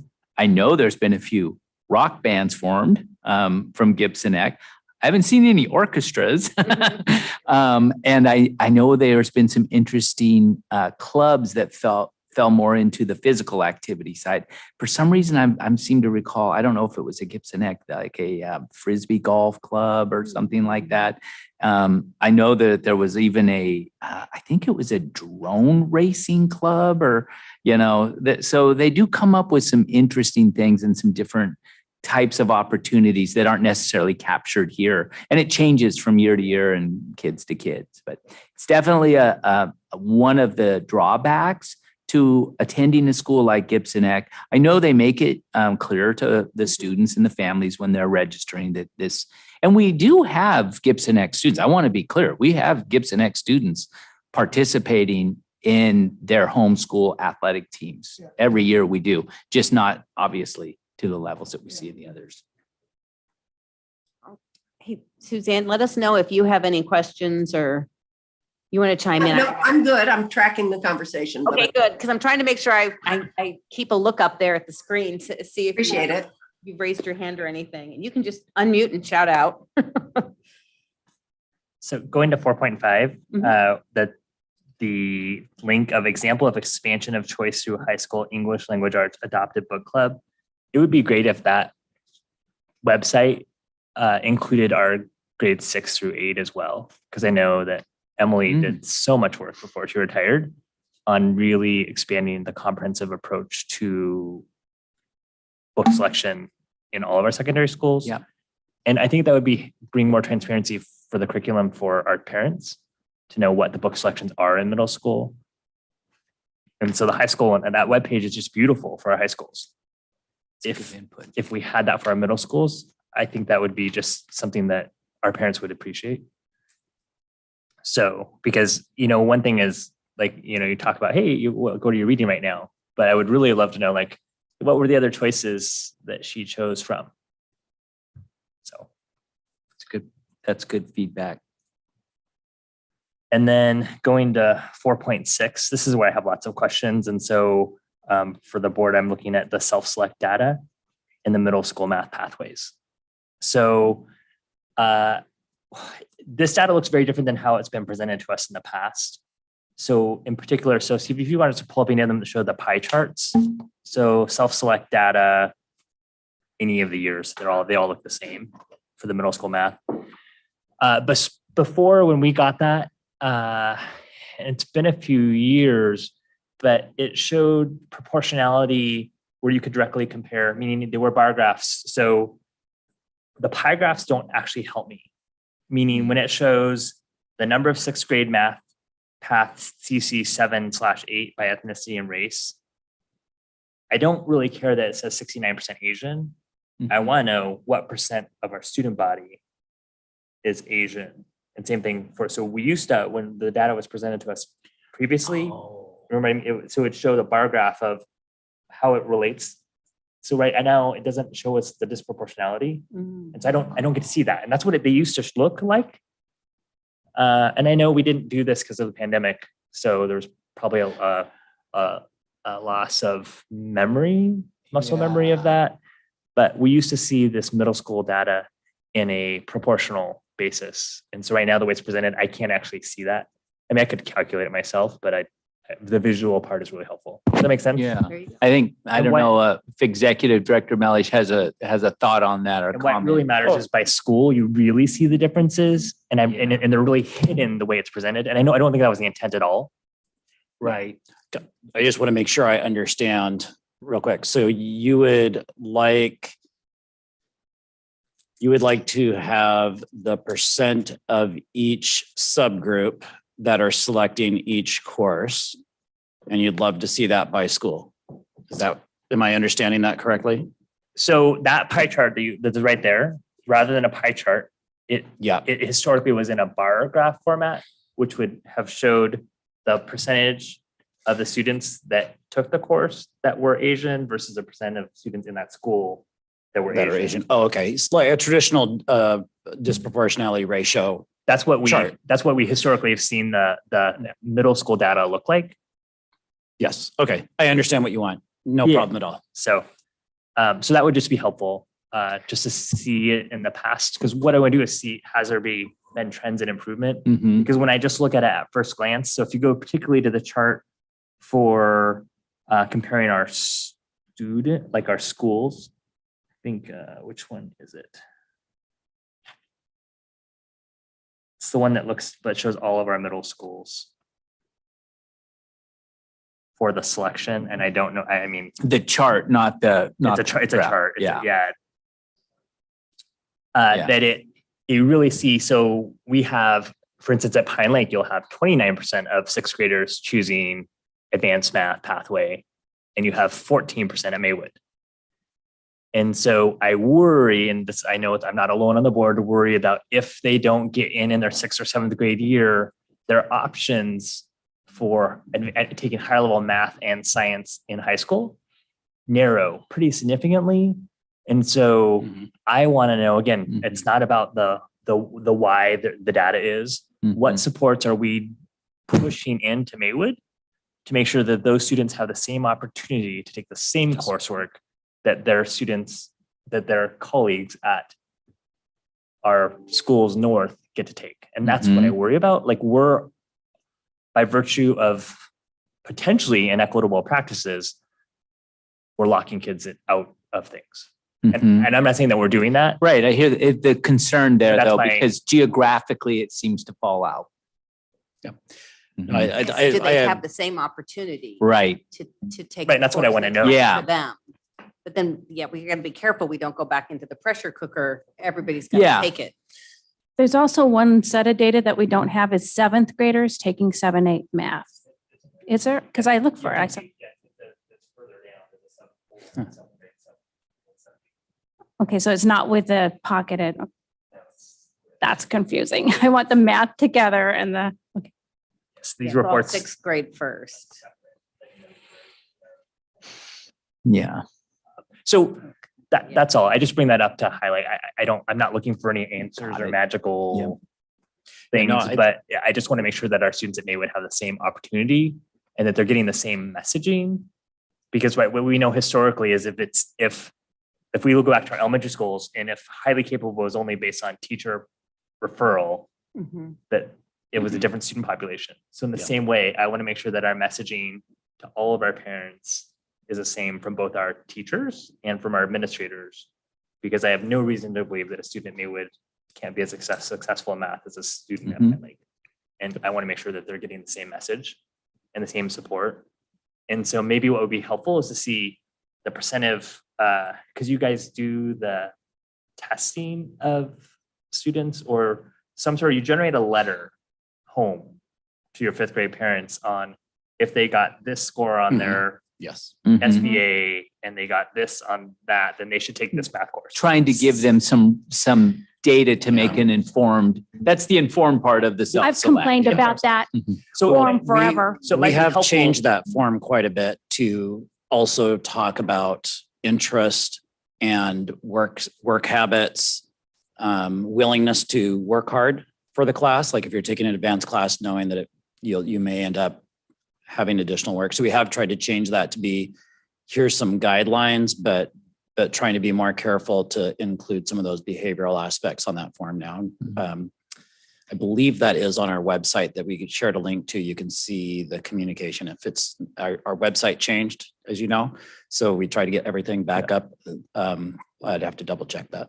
So if we could dig into the 5th grade, like by feeder pattern to see like, hey, how many 5th grade cohort got the letter to say, take this math class, and then actually took that class. Because I suspect a lot more kids at Pine Lake are taking the advanced level math class than actually got the letter to say, take the advanced level math class. So I really want to know if we're not seeing that same phenomenon at Maywood, that's what I want to peel apart and find out the why. Well, and I'm interested in the cut score because, right, my daughter was an L4 and it was still under the cut score to take in more advanced math when she was in 6th grade. And she's like, well, I'm not taking it. And finally, by 7th grade, I'm like, no, you're taking it. She was using the data to justify not taking the class. Well, no, because it was a fight. Mom, I don't qualify. Yeah. She was reading it. And yet she was still in L4 and didn't qualify for a more advanced math. And that made no sense to me. And it's like, I know my privilege of being a board member, being the typical suburban mom that knows the American school system and knows this school system, that I could override that and say, no, I realize that you don't meet that score. But if I come from another country, if I don't speak English as my first language, am I going to understand on that form the flexibility that we're offering? Or am I going to just see the additional tick boxes as additional tick boxes? And I have to meet even more requirements. And so I think it is a language and cultural thing that I want to make sure we're not, because the numbers are starkly different at Issaquah and in Maywood of students that are taking accelerated classes.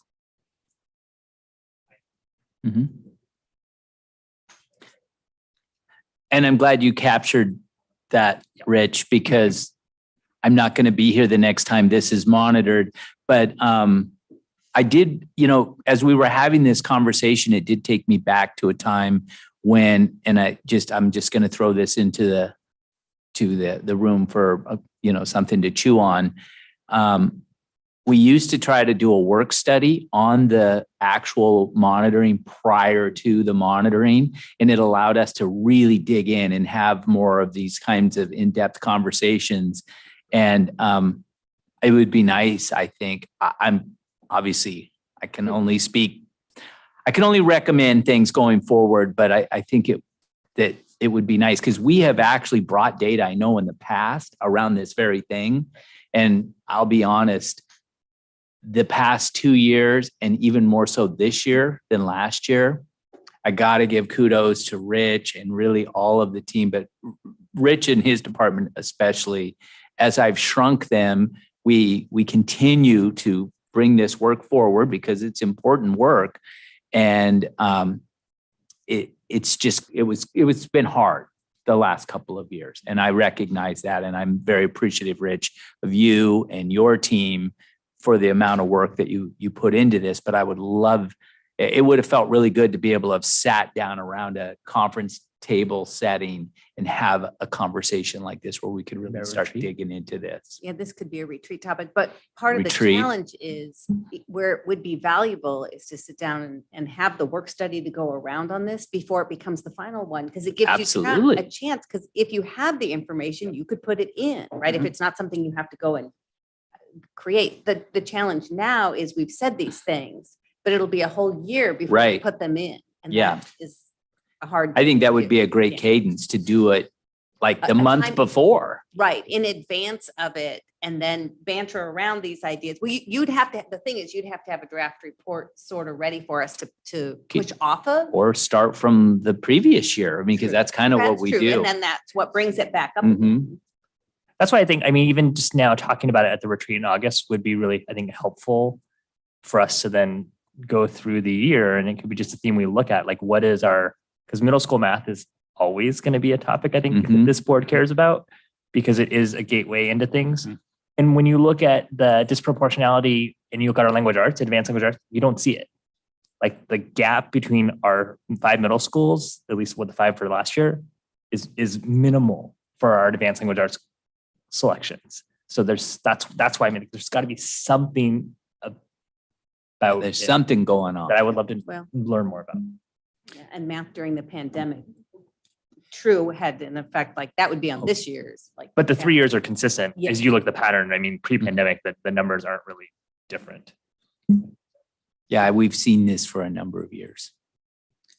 And if I can say, we have these discussions in my department a couple times a year. And so I really appreciate the request and the conversation, because this, I feel, is very in line with our shared commitment to disproportionality, to equity, and to really what I like to use the term recruitment. I'd like us to become better. We'd like to become better at recruiting all students to seeing themselves taking ambitious, but appropriately ambitious, not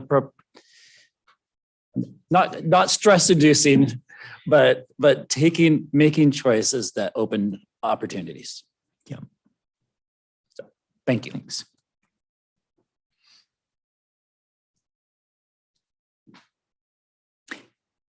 And Marnie, you kind of touched on this. We certainly have seen the impact on math learning that the shutdown, I keep calling it other things, locks down, shut down, remote learning hat on math. Rich and I just had a robust conversation about this the other day, where because we actually are seeing some really encouraging signs in our preliminary SBAC data. We're seeing some real gap closing, real making up, which is encouraging. But boy, that math data, first of all, it fell a lot further than the ELA data, and it's coming back, but it's coming back slower. And call me master of the obvious. Here's a takeaway: remote learning is not good, and it's horrible for most students when it comes to math. That's what we saw. So there you go. Captain Obvious. Yeah. So The true. data doesn't lie. Mhm. Yeah. That one's pretty clear. Next items? And just really quickly before we move on, some of the data around the health and linking and seeing the healthy standards, I guess for that, basically PE standards on OSPIs was very interesting. And as a family of non-athletes, it was really amazing at how much of it was focused on being able to play games, do certain things that were important to games, and not just overall physical health and what you need to do to maintain a healthy lifestyle. Doesn't mean I have to play a game, a team game where I can be the worst player on the field and not feel good about myself.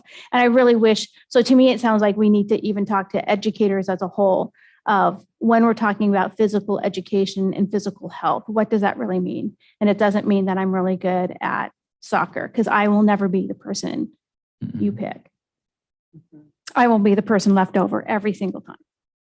And I don't know that it's interesting because we're teaching to standards. And so it's the state saying that this is the standard for us, is that you have to be able to play games. And I don't know that everybody's going to find that enjoyment. Yeah, lots of other ways to have Yeah. physical wellness without playing games. Oh, yeah, Yeah, come on back, Rick. it's definitely an area, especially in light of what some of the public input we heard tonight and the like, an area that I think is ripe for change. And it seems, education is a big bureaucracy, and it does move slowly. And then I think you also have to look at how those standards, who does them and how they're created. That would be just another part of that Like conversation. like to play games. I was just going to take the opportunity to say that we actually were scheduled in, I believe it was 1920, to launch the high school PE adoption, where we'd review programs, data, and standards and all of that. And we've put it off. Yeah. But it is right there waiting for that discussion to be had, hanging out there. And the challenge is it's state standards Yes. that you be able to have the Yes. ability to throw and do. I mean, it had a whole list of stuff that half of which I'm like, I don't even know what that is. Right. Yeah. And, but I didn't go in and read the, physical education state standards, but our kids also have some opportunities, and maybe they're just too limited to have more specific PE classes of something they're interested in, like taking yoga or taking dance, do. where it's not about playing games.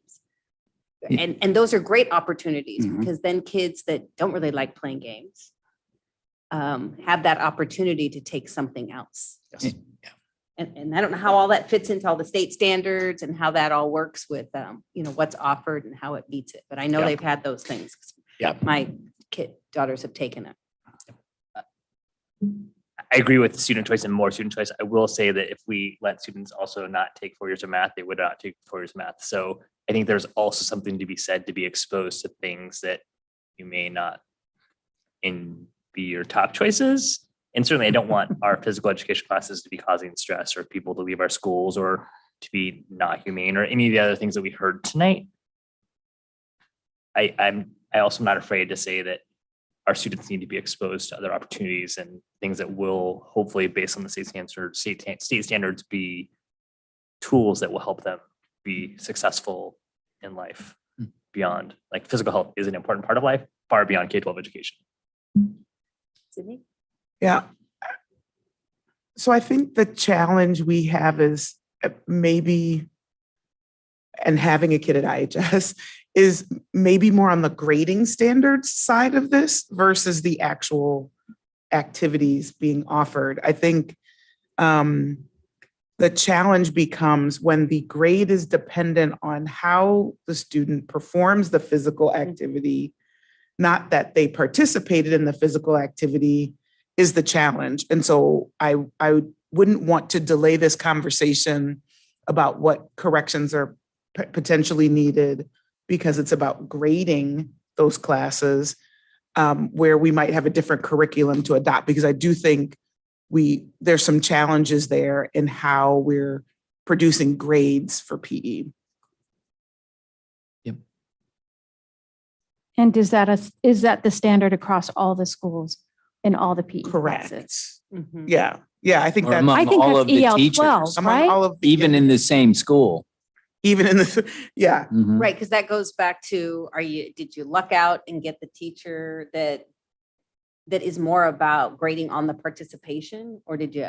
And That's effort- correct. And your Unfortunately, effort and your and your effort and- growth. Right, versus getting the Which- teacher that demands that you show great improvement in something that you are trying to do, but don't necessarily have that Correct. skill to. Yeah, I think growth is a wonderful way Yeah. to say that, right? Yeah. If you have a starting target and an ending target and there's growth, that to me seems like a great way to Mhm. to grade physical education. I think unfortunately we have cases where that isn't what is happening. Mm. And so those are the things I think we have to make sure, and I know these conversations are coming up over and over again. Those are the things we can and should be able to address pretty directly today. And it's a big deal though, because it is connected to the fact that our ninth grade pass rate, and when we see the failure rate for our ninth Yeah. graders, in particular at Issaquah High School, is disproportionately physical education when you compare to our other high schools.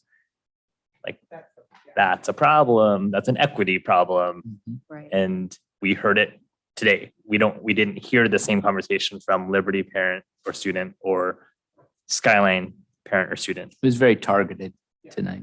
And this is something that is in my now 7 years in the district is not the first time I've heard about Issaquah High School PE. Mhm. And so I think it's incumbent on us here to say, this is not okay. So, Mhm. and we have all the data to show it. And we need our ninth graders to be successful because that impacts their graduation rate. So it's directly in our domain of what we care about. Well, particularly in the ninth grade year, because once you have any kind of setback, let's call it, in the ninth grade year, it creates a ripple effect if it can't be quickly corrected. And we certainly don't want kids to be off on a tangent that is not leading them towards graduation and a successful 4 years at our high schools.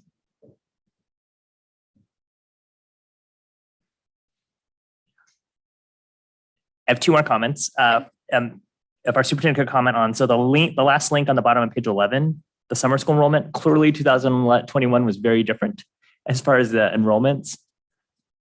And I think it's great.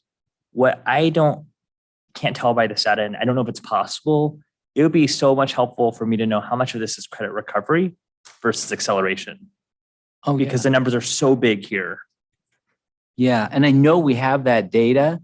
Because I know we've talked Yeah. about that before. Well, and we even differentiate it. So like,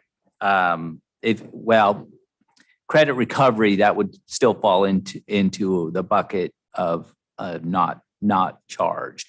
Grade improvement is one area where I believe we still charge. And so I believe I don't want to misspeak, but I think we actually do have data that's more broken down like that. So if that could be sent out to the board after this report, I think we I'll would follow up appreciate with that. that just because the numbers are so different this year. And you told us that already, that Mhm. the summer school enrollment were the biggest you'd ever seen. And I think that's a good thing. Yeah. I think removing barriers so students can be successful, I'm all in. I just really want to know truly what the impact is. And I can't tell here by knowing how much was truly recovery versus like I'm just accelerating. And both are good reasons. I would just like to know what our money is supporting. Oh, you mean the difference between the grade improvement and the credit accrual? or those that were, Well, to me, I interpret credit accrual mean like they needed that credit as part of their core credits, so they took it then versus they were taking it because they were just trying to improve their grade. I'm less concerned about the people taking it to try and improve their grade. I'm trying to get a sense on. right, that's what I'm asking, the separation of those two. Yes, that's So what I I, had to get to the chart before I could follow sorry. along the conversation. So I think there's actually three things, and I wrote them down on our handy dandy sheet. Okay, So for summer school data, looking at recovery versus grade improvement versus acceleration, because for some students, this is enabling them to accelerate. So I think being able to differentiate between those three would be helpful. and in math in particular, that's where we see it is those kids that want to take geometry in the summer to get back up to where they were. And they're really worried, is that our Maywood kids that are doing that because they had different messaging in 7th grade? Yeah. So, and then lastly, I would love for maybe a retreat conversation about our running start data. Like it's gone up dramatically over the past 3 years. And I don't think that it's necessarily pertinent to this report. I love that it's embedded in this report, but some further conversation at the board level on, and with the cabinet on the why and the so what would be really helpful, because I think that I would like to see some more data. And if we could pull out our running start students and look at, like, I would like to see their STQ data in particular. And so have a robust conversation. What is the profile of a running start student? What I think help us get potentially more at the why. Yeah. And I think for me, I think just as an outsider to our high schools, still the overwhelming size of our high schools, as our high schools get to be so full, and I know our parking lots are impossible. We've heard that from our students. Like they're like, I can get a parking pass at Bellevue College that I can't even get at my own high school. So I'm not saying that's why they should choose, and I'm sure not saying that's their only decision, but certainly we hear that that's an impact. So going to a school where they don't feel so packed in, I know that's why you're building another high school. I get that. We're trying. So, getting closer. and then just comment my feedback on the MTSS website. Like, do we really need that little letter from Chris Reichel on that? I'd rather see the letter from our superintendent or from the director of MTSS. So, but on the front page of our MTSS website, it's like a letter from Chris Reichel, and I don't really, what? Yeah, I'm sure it's because, this is a big state initiative and everything, but I hear what you're saying there. Yeah. And Director Maraldo, you're the note taker on this one. Is that what I heard? Yeah. On the, just something to look at on the MTSS website. We have that letter from Superintendent Reichel, and the request was maybe something more local, like a superintendent or the director of MTSS. Because his video is on there, like the MTSS video. I don't think we need that letter there. Sydney. And I know on the running start, I don't think we've seen the results yet, but there was some surveying done. Because that was when I last talked to Andrew McCormick on reasons why students were selecting. So that is data that has been collected this year. So yes, that was one of the things I asked for a few months ago. I haven't seen the results, but I know we haven't seen the results yet, but just adding that to the conversation you're asking for, that'll be really helpful, because I think for me, it's always been a question of what are some of the reasons, lots of positive reasons, but are there any unintended concerns out there? So that is one thing I am definitely looking forward to having in that conversation.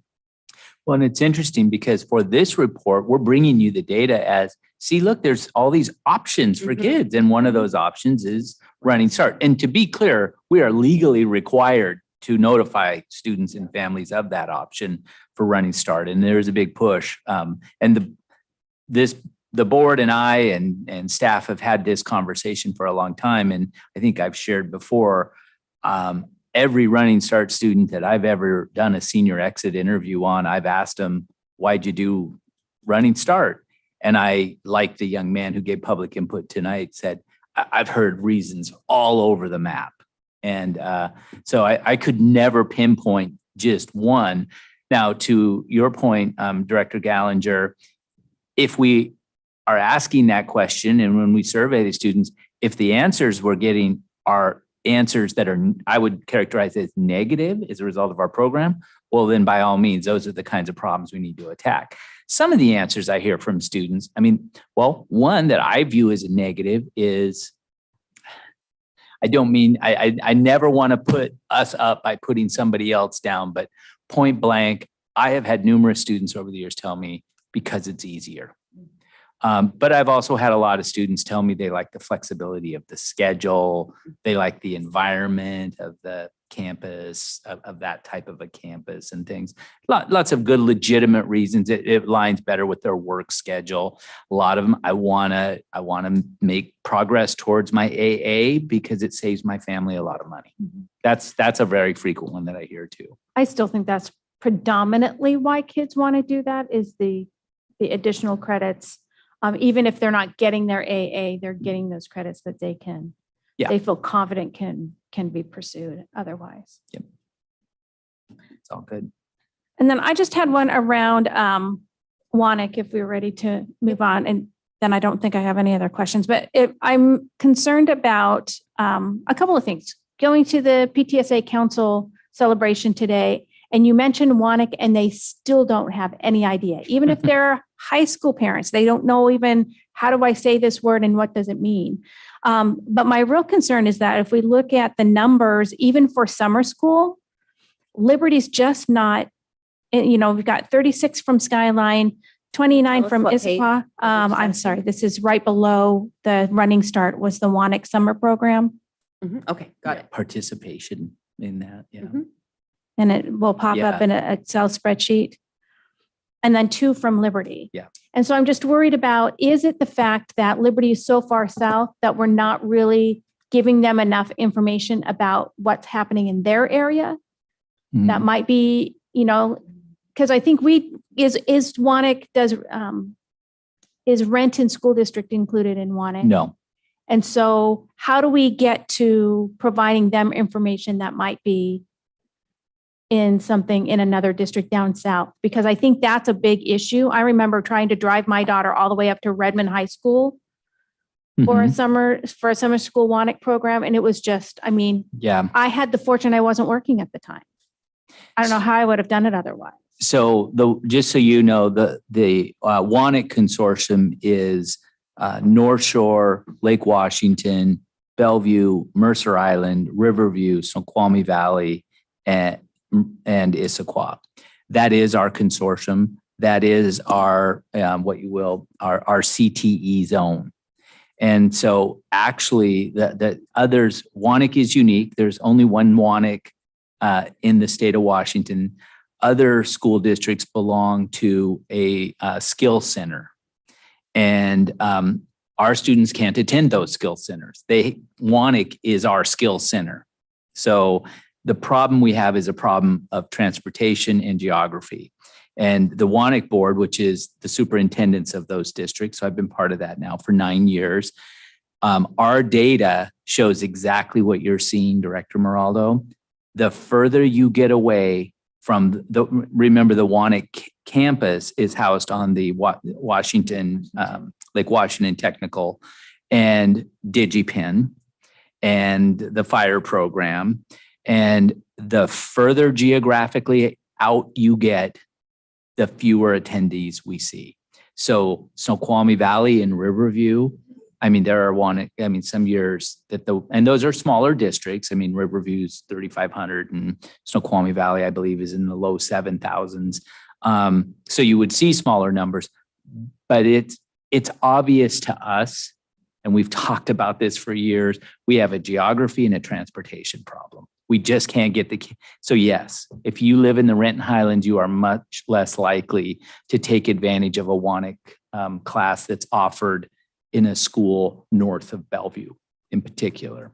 And I always say, if I'm looking at our families that are going to be most likely to easily afford college and those that would rather spend money going to a technical college and going into the trades, down south is where you're going to find families that are not as affluent, and they're hardworking families. They own their own home.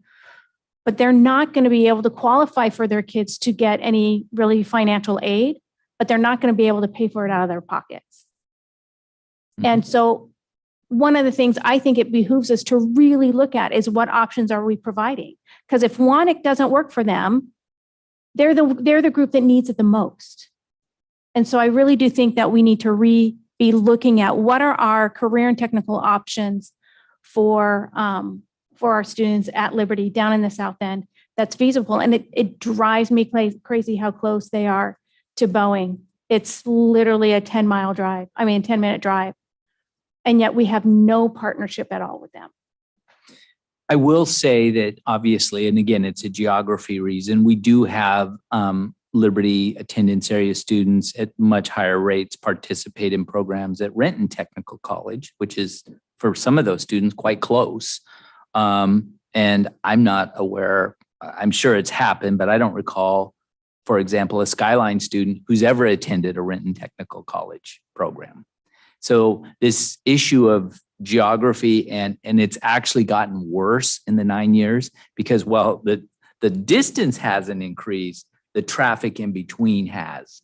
And it's just challenging. There was also, I know this won't be popular with some, particularly in our South End. This is another reason why you need to get those high schools on a common schedule, because the different schedule that Liberty was on often made it really difficult for kids to take advantage of programs like that, because it was an A-B schedule and to try to figure out their schedule, how it would work. So I think the good news is you're getting all your high schools aligned on a common schedule, very similar as well to the schedules in Bellevue and Lake Washington. So we are seeing a continuity that I think will help some of that. It's just bridging that. We have literally talked about how could we even provide bus service to things. But even with that, a bus ride from, the Maple Hills community to Redmond, that's a long haul. And so, yeah, we do. We're a big district. We're 110 square miles. And if you're on the very south end of the district and we're operating programs in a neighboring district to the north, that is a long way to travel. So students that are taking advantage of things at the Renton Technical College, are they afforded the same benefits financially that the kids that are taking WANIC classes, or is there a financial hit to them?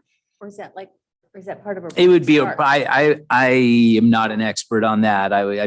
But it would, I think a lot of those kids it's more like a running start option for them. Right, versus kids that might be in the corridor would go to, Bellevue College. More That tends typically. to be closer. Yeah. In the. Interestingly, Most kids in of the those South End kids- that I know that do Running Start do Bellevue. They College. do. Bellevue College too. There are Yeah. some occasionally that I've talked to over the years that go to Green River.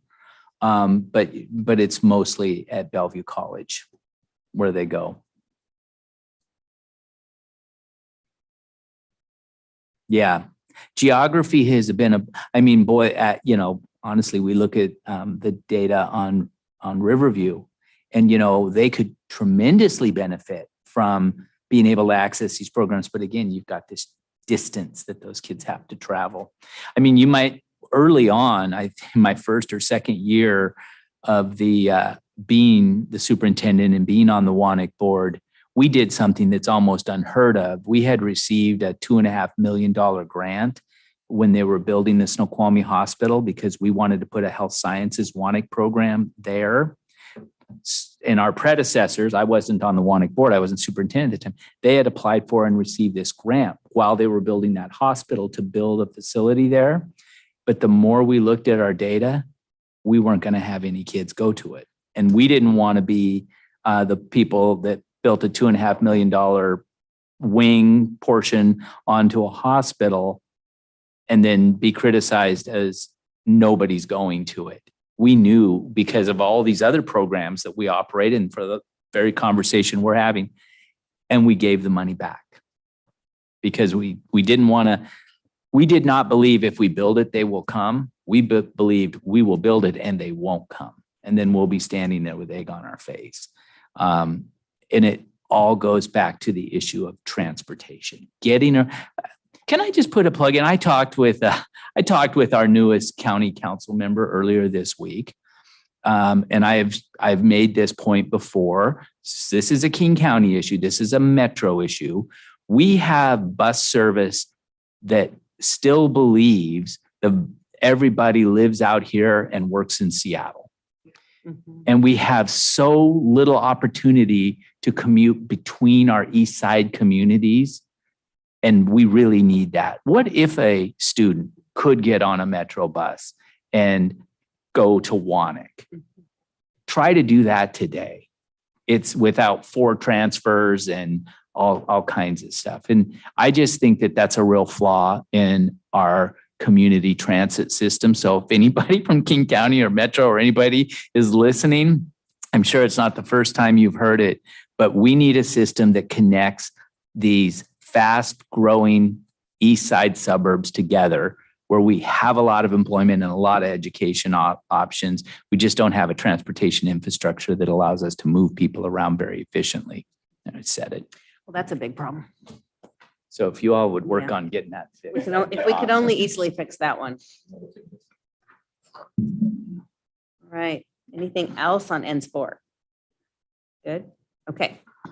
That was a very robust discussion, and I made several notes about retreat topics, which we'll come back to at some point.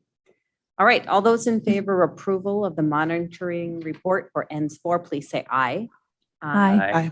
Okay. Oh, thank you, Suzanne. Opposed? There were none because everybody said aye. So that passes. Thank you. Good.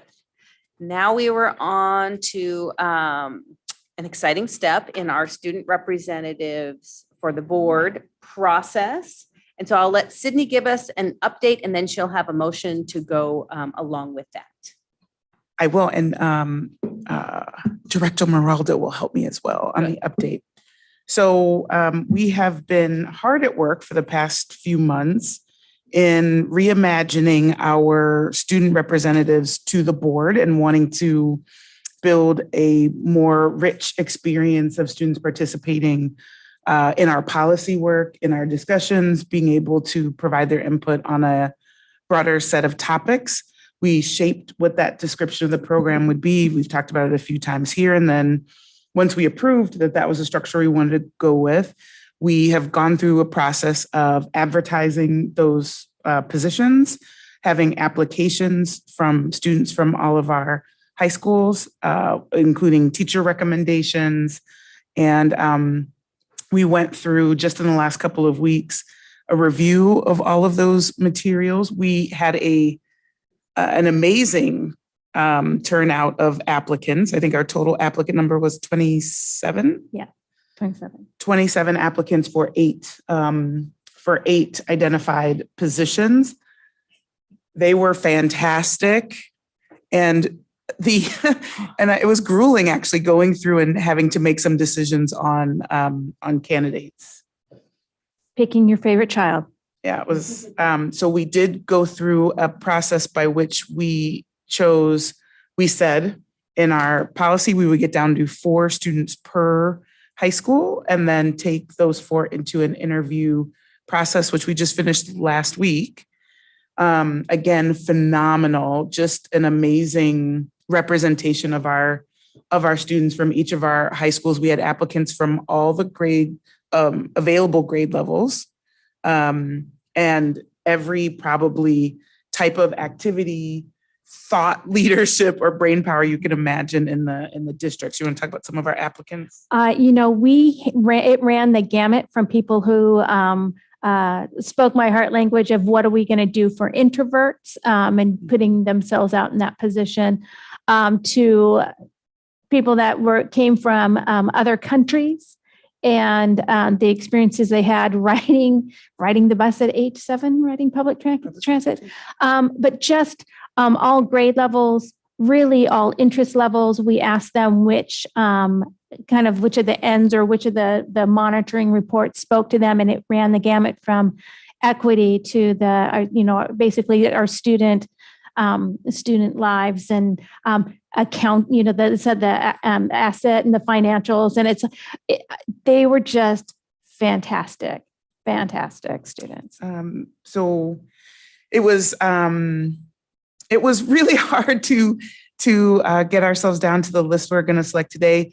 All of the students we do want to make sure can stay engaged in the process.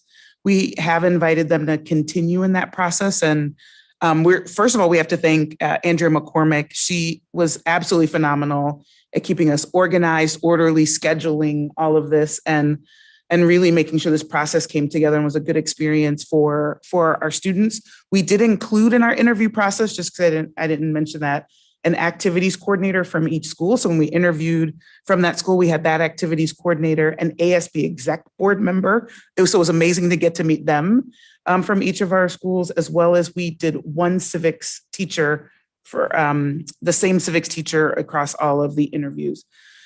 We've learned a lot. We won't go through all that tonight. Logistics, selections, our applications, our rubric for selection. We'll make some updates to each of those, but we have brought tonight to the board our selection of students. So I will go through after, I suppose, a motion. I have the motion. Yes, that was a yes. I have the motion, not a question. That was an acknowledgement that I had the motion. So let me, I move that the board select the following students to act as board representatives for the 2022-23 school year. And that list is from Issaquah High School. We have Paige Bryan, 11th grade, and Mansi Barkava in 9th grade. We have from Skyline, Tarang Dalila, 11th grade, and Nathan Schurer, 11th grade. From Gibson Eck, we have Riley Callan. And then as we had one applicant from Gibson Eck, we have one of the things we updated today in our consent agenda was actually updating our policy to make sure we had 8 total students and not necessarily 2 from each school. So we have some flexibility each year. We have selected 3 students from Liberty High School. So we have Mia Williamson, who's in 10th grade, Sophia Kovalenko, who is in 11th grade, and Jack O'Connell, who is in 9th grade. Second.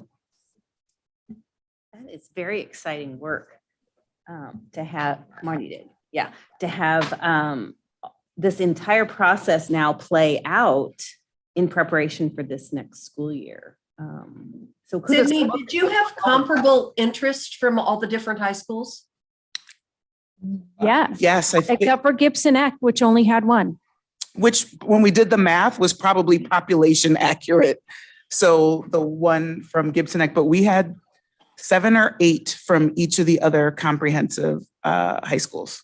Yeah. Very, very good turnout, very strong interest. Well, the advertisement must have worked, right? Because to get that many students, the word really got out there through whatever avenues Andrea and the principals came up with to push this information out. That was e-news, ISD social media, ASB social media, Canvas announcements. We did flyers, digital bulletin boards, student TV programs, and social studies class announcements. Nice. And, now going forward, now that we're going to have these 8, we can also talk with them about what are the most impactful of those. I mean, because if there were some that didn't do anything for kids, probably take them out. Or if they have other ideas on how to advertise, I'm sure they will become very informative to us. So we're definitely excited about it. I think during our August 23rd retreat, we'd like to take the last hour of that to bring them on board, to introduce them to all of you. And then we'll do some onboarding for them to kind of set the expectation. That gives us time. I think Sydney and I still have a little bit more work to do around the specifics of what they will be doing and kind of what that structure looks like for them. But it is so exciting because it is clearly us getting the voice of student voice at a really concrete level where, and these students are interested in actually pursuing digging into policies and digging into the work of the board and being able to provide that feedback. And I've appreciated that we've had students that will come and they'll tell what's going on in their school, but there hasn't been a real depth of that. And I feel like all these students are going to bring a level of depth to the work. And they do understand that, we're basically remodeling the house while we live in it. and that they're going to be a big piece of what it ends up looking like at the end of next year. And I do just want to, I mentioned the grade levels just to say I think we have a really nice mix of the year in school each student is. We have a very good mix of personal interest. We have a very good mix of policy interest. That was part of how we frankly got to the end, because they were all amazing, is trying to get a good mix. Even to Marnie's point on looking for students who were very self-identified extroverts and self-identified introverts was amazing, as well as students who were newer to Issaquah. I think one just this year, and some that have been here for every grade. So I think it's really exciting. And I also can't tell you enough that while we were doing this, we also tried to figure out how to make roles for every one of the students that applied. And so we may come back with some new engagement ideas, but for sure, they've all been invited to join what will be an advisory group that Andrea will put together and really allow each of them to connect into questions they have about more of the operations and administration of the district. Because we had some just amazing ideas that students brought forward. And one last thing, not to derail us, but it was amazing. It was a great experience, was we had recommendations on facilities, policies. We had examples that were crafted for us on exactly how they would. One that really stood out was one of our applicants brought how she would collect student voice in her school and had mocked up her Instagram polls based on conversations in the last 2 board meetings. So we were just like, wow. And one might be contacting you, Tom, because he's working on redoing the parking lot in Issaquah High School. You have a design coming. And I said, you know what? I remember a certain director that said, this is going to be a problem for you. And so again, we will welcome the feedback of this extended student community.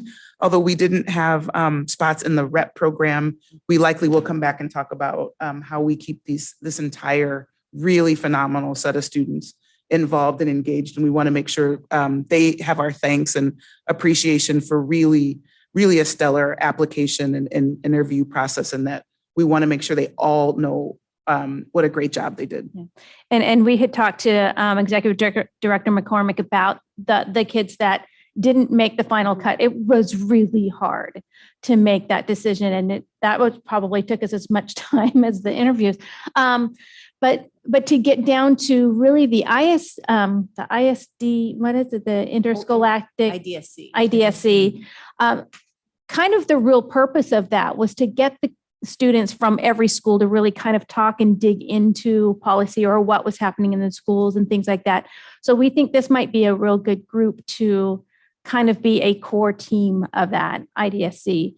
And because that's really what it was originally meant to do. And it's kind of strayed from that. So it might be a way of bringing that group into alignment as to what they wanted to be, and kind of an advisory youth board for the district. Very good work. Very good. All right. So Suzanne's camera crashed. So she's still with us by audio. We just don't have her on video. So all those in favor of approval of the selection of our student representatives for the 22-23 school year, say aye. Aye. Excellent. We got Suzanne in there too. Okay, that is unanimously approved, and we have our students for the coming year. Very exciting. Congratulations on that work. Big work.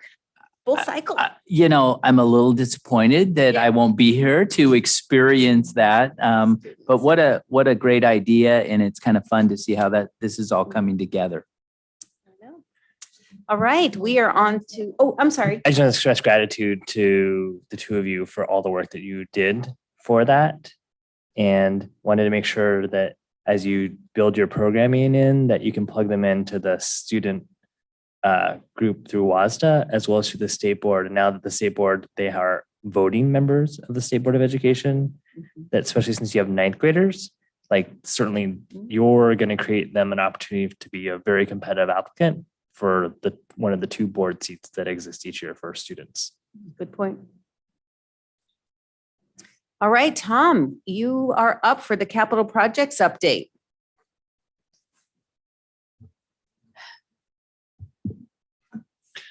So I rearranged my presentation a little bit and put the high school in at the start. Exciting news, as everyone knows, no appeal. And No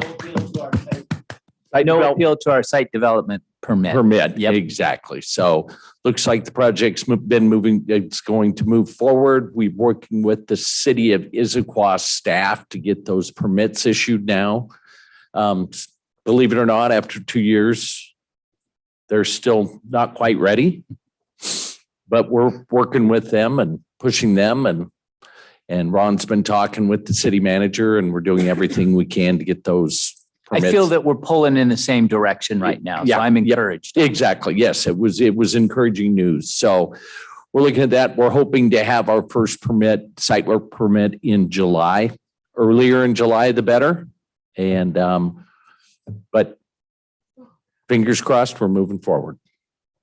We are talking about a groundbreaking for this project as well. And I know that I threw out a suggestion earlier in the week to the board that maybe prior to our June 23rd. Yeah, we're working on it meeting. to be June 23rd. So I was going to mention that to all of you. So we have a board meeting on June 23rd. Yeah, so the hope was to do it later part of that day, but maybe later in the day where then people are coming over to the board meeting. So It's also a day in which Heather has scheduled to be, if that holds up, is scheduled to be with me all day that day. And I thought it might be kind of a neat visual to have your current and outgoing superintendent with your new incoming superintendent breaking ground on this important project. with as many of the boards as possible. And we may not be able to get all of us, but that is where we're going, because it would be nice to do it now before we all break up for summer, and then it makes it hard to get back and do it. It's kind of a nice end of year, yay, we're moving forward and we're digging dirt. Thank you to the community for your Big support. Thank you to the community. So Absolutely. Any other questions, comments on the high school? I know. Thank you. Persistence. Almost in tears. Persistence is our motto. We Yeah. just stick not with quit. it. Keep on keeping on. Cougar Mountain, just keeping it up there until we get the fields finished. Mm-hmm. It's beautiful, well received, and the fields coming along nicely. Oh, yeah. You're going to start seeing Yeah, it some looks color now that the weather's drying out a little bit. You'll start seeing color on the field. Issaquah Stadium select demo was started out there by the contractor, and June 1st is the arrangements my department made with the school to be able to take over the stadium and start full demo and reconstruction. And they're looking at being done and have what we would call TCO end of August for the school year. End of August when? This end of August 22. Oh, okay, 22. For some reason, that looked like a 23 to me, and I got confused on why it would take so long. Nope. But It I says don't think 22. I just can't see that well. You had me nervous. Okay, sorry. At this point, we're going to have, it's been so long, we should actually go to a football game and Yes. Yes. do some type of ribbon cutting there. Okay. Holly Street campus is coming along nicely. Holly Street Early Learning Center. I'm sorry. I hadn't changed that. My mistake. Holly Street Early Learning Center is the official name. So, and we're going to change that and change the monument sign out there also. So, and it's coming along nicely. We should have the TCO any day, which will allow staff to get in the building and start setting up the best they can before the end of the year. And we'll be moving in over the summer completely. Holly Street Early Learning Center Creek Bank repair is it's just on hold till we can get the permit out of the city, and we expect that in June. So, and then the schedule is getting shorter. Yeah. Yeah, it is. Yeah. Fewer and fewer items. Yep. Right. Any questions, comments? No, that's great. Thank you. Thank you for your Very time. excited for Thanks, a number Tom. of these projects to be really coming together to finish them up. So thank you. Thank you. Just that there's fewer on the spreadsheet. Just that alone is exciting. Mhm. All right, we are on to legislative matters. Do you guys have anything? I have nothing. I don't know if Marnie has any updates. Yeah, I have nothing right now. Okay, that's quick. And then we are on to works in progress, Superintendent. Okay, I do have several things I wanted to share. First of all, I just wanted to thank Director Neighbors for an awesome career and technical education showcase event that was held earlier in the week in this very facility. And I know President Moore was able to come, and it was really nice this year. It was super nice. I got to chat with probably 80% of the kids that were presenting. I couldn't quite make it around to all of them, and they were exceptional. It really was. And I love seeing this facility get put to such good use. This has been a busy building. It always is a busy building, but the last week or so, it's been crazy busy in here. Well, for that CTE event, we used just about every conference room in the building to spread out the kids and the people, and really needed it. Yeah. To be able to get through. But there were fabulous projects from woodworking and robotics and coding to fashion design to an ASL project, DECA project. Sports related to- and medicine. sports medicine. It was in a wonderful variety, and the kids had great presentation in being able to share what their projects were. We even had maybe 3 or so students that were middle school students that were a part of it as well. And I chatted with at least 2 of those. Career and technical education is one of the things that has transformed the most dramatically in my 34-year career in public education. And I just think it's super exciting. And boy, does it fit nicely in with our monitoring tonight of INS4. They just did a really nice job. So kudos to all of them, to those students. Saw a lot of proud parents as well, well attended. And, you know, you hold these in-person events nowadays and you get good attendance. Oh, yeah, the people people have came. a desire to get out. It was definitely well attended. Yeah. So that was fun. I also just wanted to give a shout out to our really exceptional communications team. Our community report went out on Monday with the updated and revised scorecard. So great work there. I also wanted to give a really heartfelt thanks and congratulations to our this year's PTSA and our PTSA Council. They had their end of year celebration today. And I want to thank them for the Outstanding Advocate Award going to our Issaquah School District nurses. And I know our Director of Nursing, Karen Thies, Dr. Karen Thies, who was there, couldn't have been, she was beaming with pride for her team and the great work that they've done. And I have to just on a personal level give really all my appreciation over 21 years in this district for the collaborative, positive relationship that I've had with both my PTSA when I was a principal in the district, with the council when I came to the central office, and certainly these last 9 years.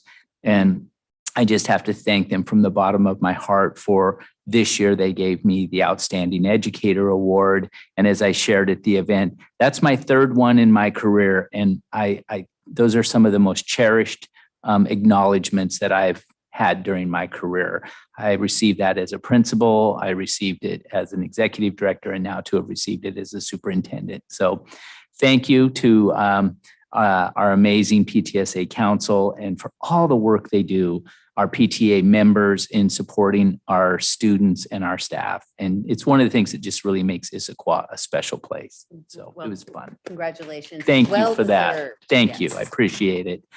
I do have a couple of things I wanted to touch on here tonight. Well, and these aren't so positive, so I'm going to get one more positive out of the way. I just personally want to give a big congratulations to incoming superintendent Heather Talyek. I mean, I have to share with you because we've been spending more and more time together, not so much in person, although we have met in person, but more so via electronically communicating. And I've just really enjoyed getting to know her. I think she's going to be a wonderful Superintendent. I mean, in some ways, I think you have upgraded nicely. And I look forward to spending more time with Heather in the coming weeks and months to help with her transition into this really important job and to a community that I just have such an affection for. So congratulations, Heather. I hope you're not listening to this because it's quite late back east. But when you go back and review the tape, so congratulations to her. I do also want to let the board know, and I know this doesn't come as a surprise, it has been a challenging few weeks out there in our schools. We have been impacted a lot with COVID. COVID numbers have gone up quite a bit amongst staff. And boy, we have just people have had to step up and cover classes. A lot of people in this building, including Ms. Ganbari right next to me, have been out in the schools, supervising lunchrooms, guest teaching in classrooms. I don't want to lie, it's been challenging. Our principals arrive and our HR department come in early every morning and put the puzzle together. Who are we going to have to be in classrooms today? And just as an example, typically in the old world, we might have 80 or 90 teachers out at any given day on a Friday and a Monday in particular. Those are tough days. We're seeing numbers in excess of 300. And we have, to the amazing credit and work of our personnel, HR department, human resources department, we have more substitute teachers in the Issaquah School District by far than we've ever had. Unfortunately, we also have more absenteeism than we've ever had. And so people have really had to step up. And I mean, I'll be honest, I was kind of surprised to see any principals at the PTSA meeting this morning, because I know they were all doing the scramble of who's going to take this class, we're going to move the music teacher over here. I mean, it's almost like a daily puzzle to make school happen. But they're doing it. They know how important it is for our kids and our families. And I'm so appreciative of the work that our administrators, our support staff, and our teachers and the folks in this building are doing to make school happen. And then lastly, I have to acknowledge the horrific shooting that occurred in Texas earlier this week at an elementary school there. And, obviously our hearts just go out to those families and to that community. And as I said in the message that I sent out, these shootings, particularly when they happen in schools, they hit us really close to home. And so just a tremendous amount of empathy. And we want to send our encouragement to the best of our ability to that community. I want you to know that, not surprisingly, it drives a lot of concern from our own parent community. Lots of questions about safety and security. I know that this board knows that has been a focus of mine, and I since I became superintendent, and I do believe that our director of safety and security, Dave Montavo, and the staff of school security officers that he has brought on and trained, the work that our capital projects team has done to put vestibules and different types of entry and security systems in our schools, as well as video systems, our social emotional learning, our mental health counselors, our school counselors. All of this is in an effort, the idea of promoting kindness amongst our students. All of this is an effort to help avoid some horrific action like that. I understand the concern of parents. As somebody who had two daughters that went through public school their entire time in this region as well, it's really scary. And but I do want the board and the public to know that our team we've been out doing a review again, because when these things come up, Director Montavo and team have been, they probably have hit all the schools by now, but They've been going out and just checking in on the schools, checking in on safety protocols. Are we doing the things that we're supposed to be doing and doing them in a manner that we should be? And if there's some issue, please let us know. We'll try to follow up on that. I mean, there is no perfect thing that you can do, but I hope people know we are working really hard to help keep our schools safe and secure as possible. And I appreciate the good work that everybody's doing, but boy, that does put just kind of a heavy heart on all of us when these things occur. And sadly, I've lost track of how many of these things have happened during the course of my career. So we will just keep reassuring our students, staff, and families that we are doing the good work to try to keep everyone safe. And there's a reason that we have to do these drills and things like that. I wish we didn't have to, but we have to. So I just want the public and the board and everyone to know that when we don't wait for these things to work on safety and security, obviously, that's why we have a department. That's why we have made the changes we've made over the last decade. But these incidences just bring it home to us. And so I appreciate the presence that staff have had to help reassure folks out there in our buildings. So that's all I had for tonight. Thank you. And I did want to add on to that. It is quite the tragedy that occurred in Texas, and wanted to remind the board and the community that our board took action March 14th, 2018 to pass a school safety resolution, which was our position, which we still hold, that, for example, calls upon Congress and the legislature to prioritize the protection of students and school system employees by passing legislation that will promote gun violence prevention, adequately fund public health research and education on firearms-related issues, and materially advance the coordinated delivery of mental health prevention and intervention programs between schools and communities, as they are likely more effective than standalone programs.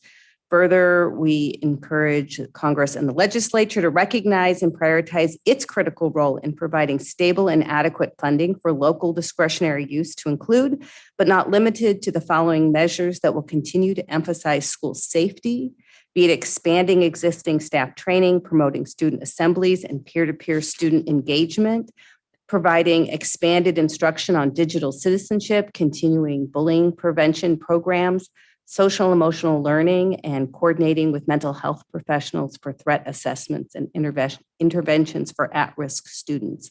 So we, as a board, have taken this position through Resolution 1112, and that still is our position and something that we support to try to help make our schools as safe and healthy as possible. Marty? Can I just speak a little bit to that? Is you hear on media and it's all around gun legislation. And what I appreciate about ours is that it goes beyond that and talks about other factors as well. But number one, without getting into a gun legislation debate, if you own a gun, can you please secure it? Mm-hmm.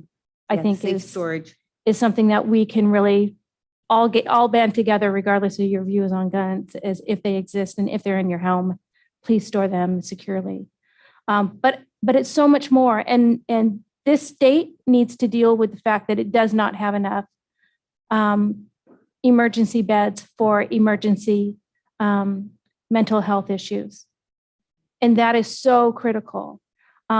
It's also why we talk about not only SEL, but wanting to make every student feel connected to an adult in the building or to their peers, and why that connection, no matter what, is so strong that every student feels appreciated, feels valued, feels welcomed, so that we can begin to identify these things. And then when they're identified, a place for them to go. Right. So there's a lot to this issue. It's very broad, and I appreciate that the board put together a very thoughtful, comprehensive school security platform. Thank you. All right, that was all there. All right. Now, does anybody have any other announcements or correspondence they need to mention here? Okay. And then we're on to calendaring. Oh, I do take that back. I did have a phone call with a constituent that was a student speaker in the last board meeting. Great. Thank you for letting us know.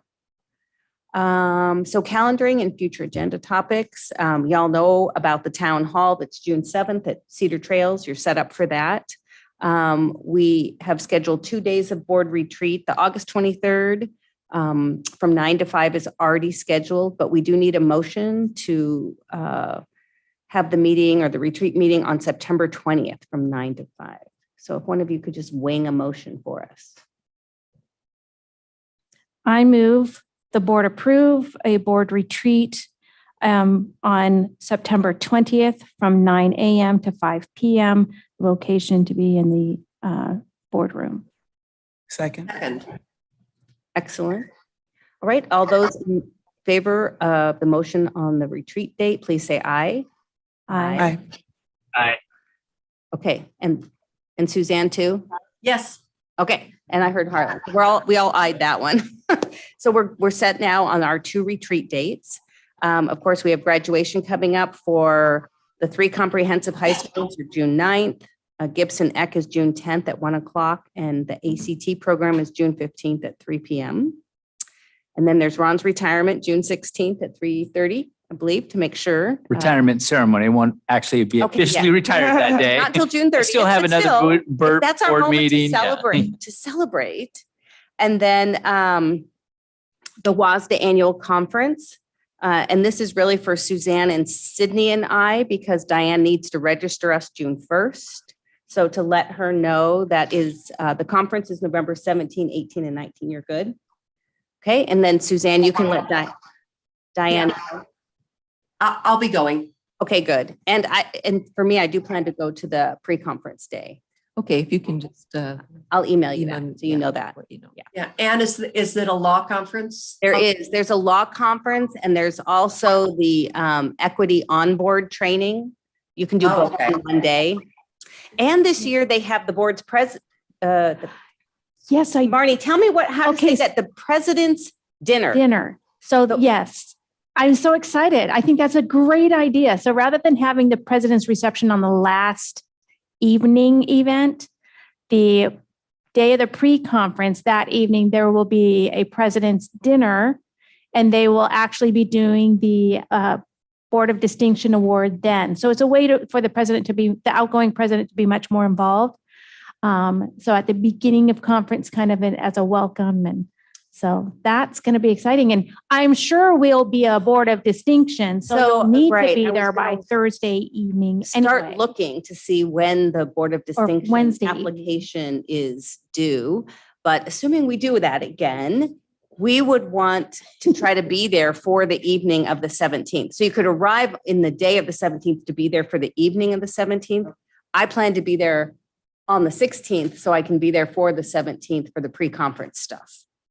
But we can work all that out. But yes, I'll be coming to everybody, I'm sure, to talk about the Board of Distinction application that we'll need to do. It's usually due mid-September, so we'll work on it in August. And then the last. I had one question. Sure. Students, did you want students to be signed up? I don't know how we do that because we haven't taken students to Spokane before. And when we talked with the students, we did tell them that it's likely it would be on years where it was in Bellevue because it was just really a nightmare with it's more the adult supervisors having to supervise the students, and that's where it gets cumbersome, especially with 8 of them that way. Yeah. Okay, great. Thank There you. you go. Thank you for asking that. But definitely for January down in Olympia. Yes, for the ones that are in Olympia. Oh, right. We haven't been to those in a while. And then our last piece, I was going to throw out, our superintendent had sent us information about a citizen petition request from a group that wanted to move from the Renton School District into the Issaquah School District. And a part of the legal process, it's very prescriptive, but part of that process is a negotiation between the district and board of each of the 2 school districts. So they're looking for a board member to do this. We're hoping it will be in the next, June so that we can move through this quickly. I'm happy to do it, but I wanted to throw it out in case anybody would prefer to do it. I don't believe it. Explain anything? Well, I do not believe it's going to be a long or lengthy negotiation.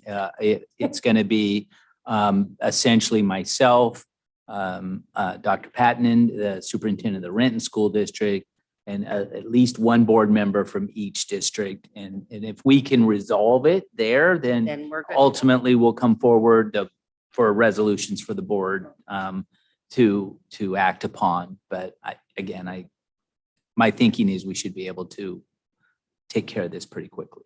It sounds fascinating, and I bet you have plenty of time to do it. If you don't, then I think it sounds fascinating, but Yeah, I'm you happy to probably do have more what's- time than me. Okay. I We're not probably- limited to one. Right. It's at least one.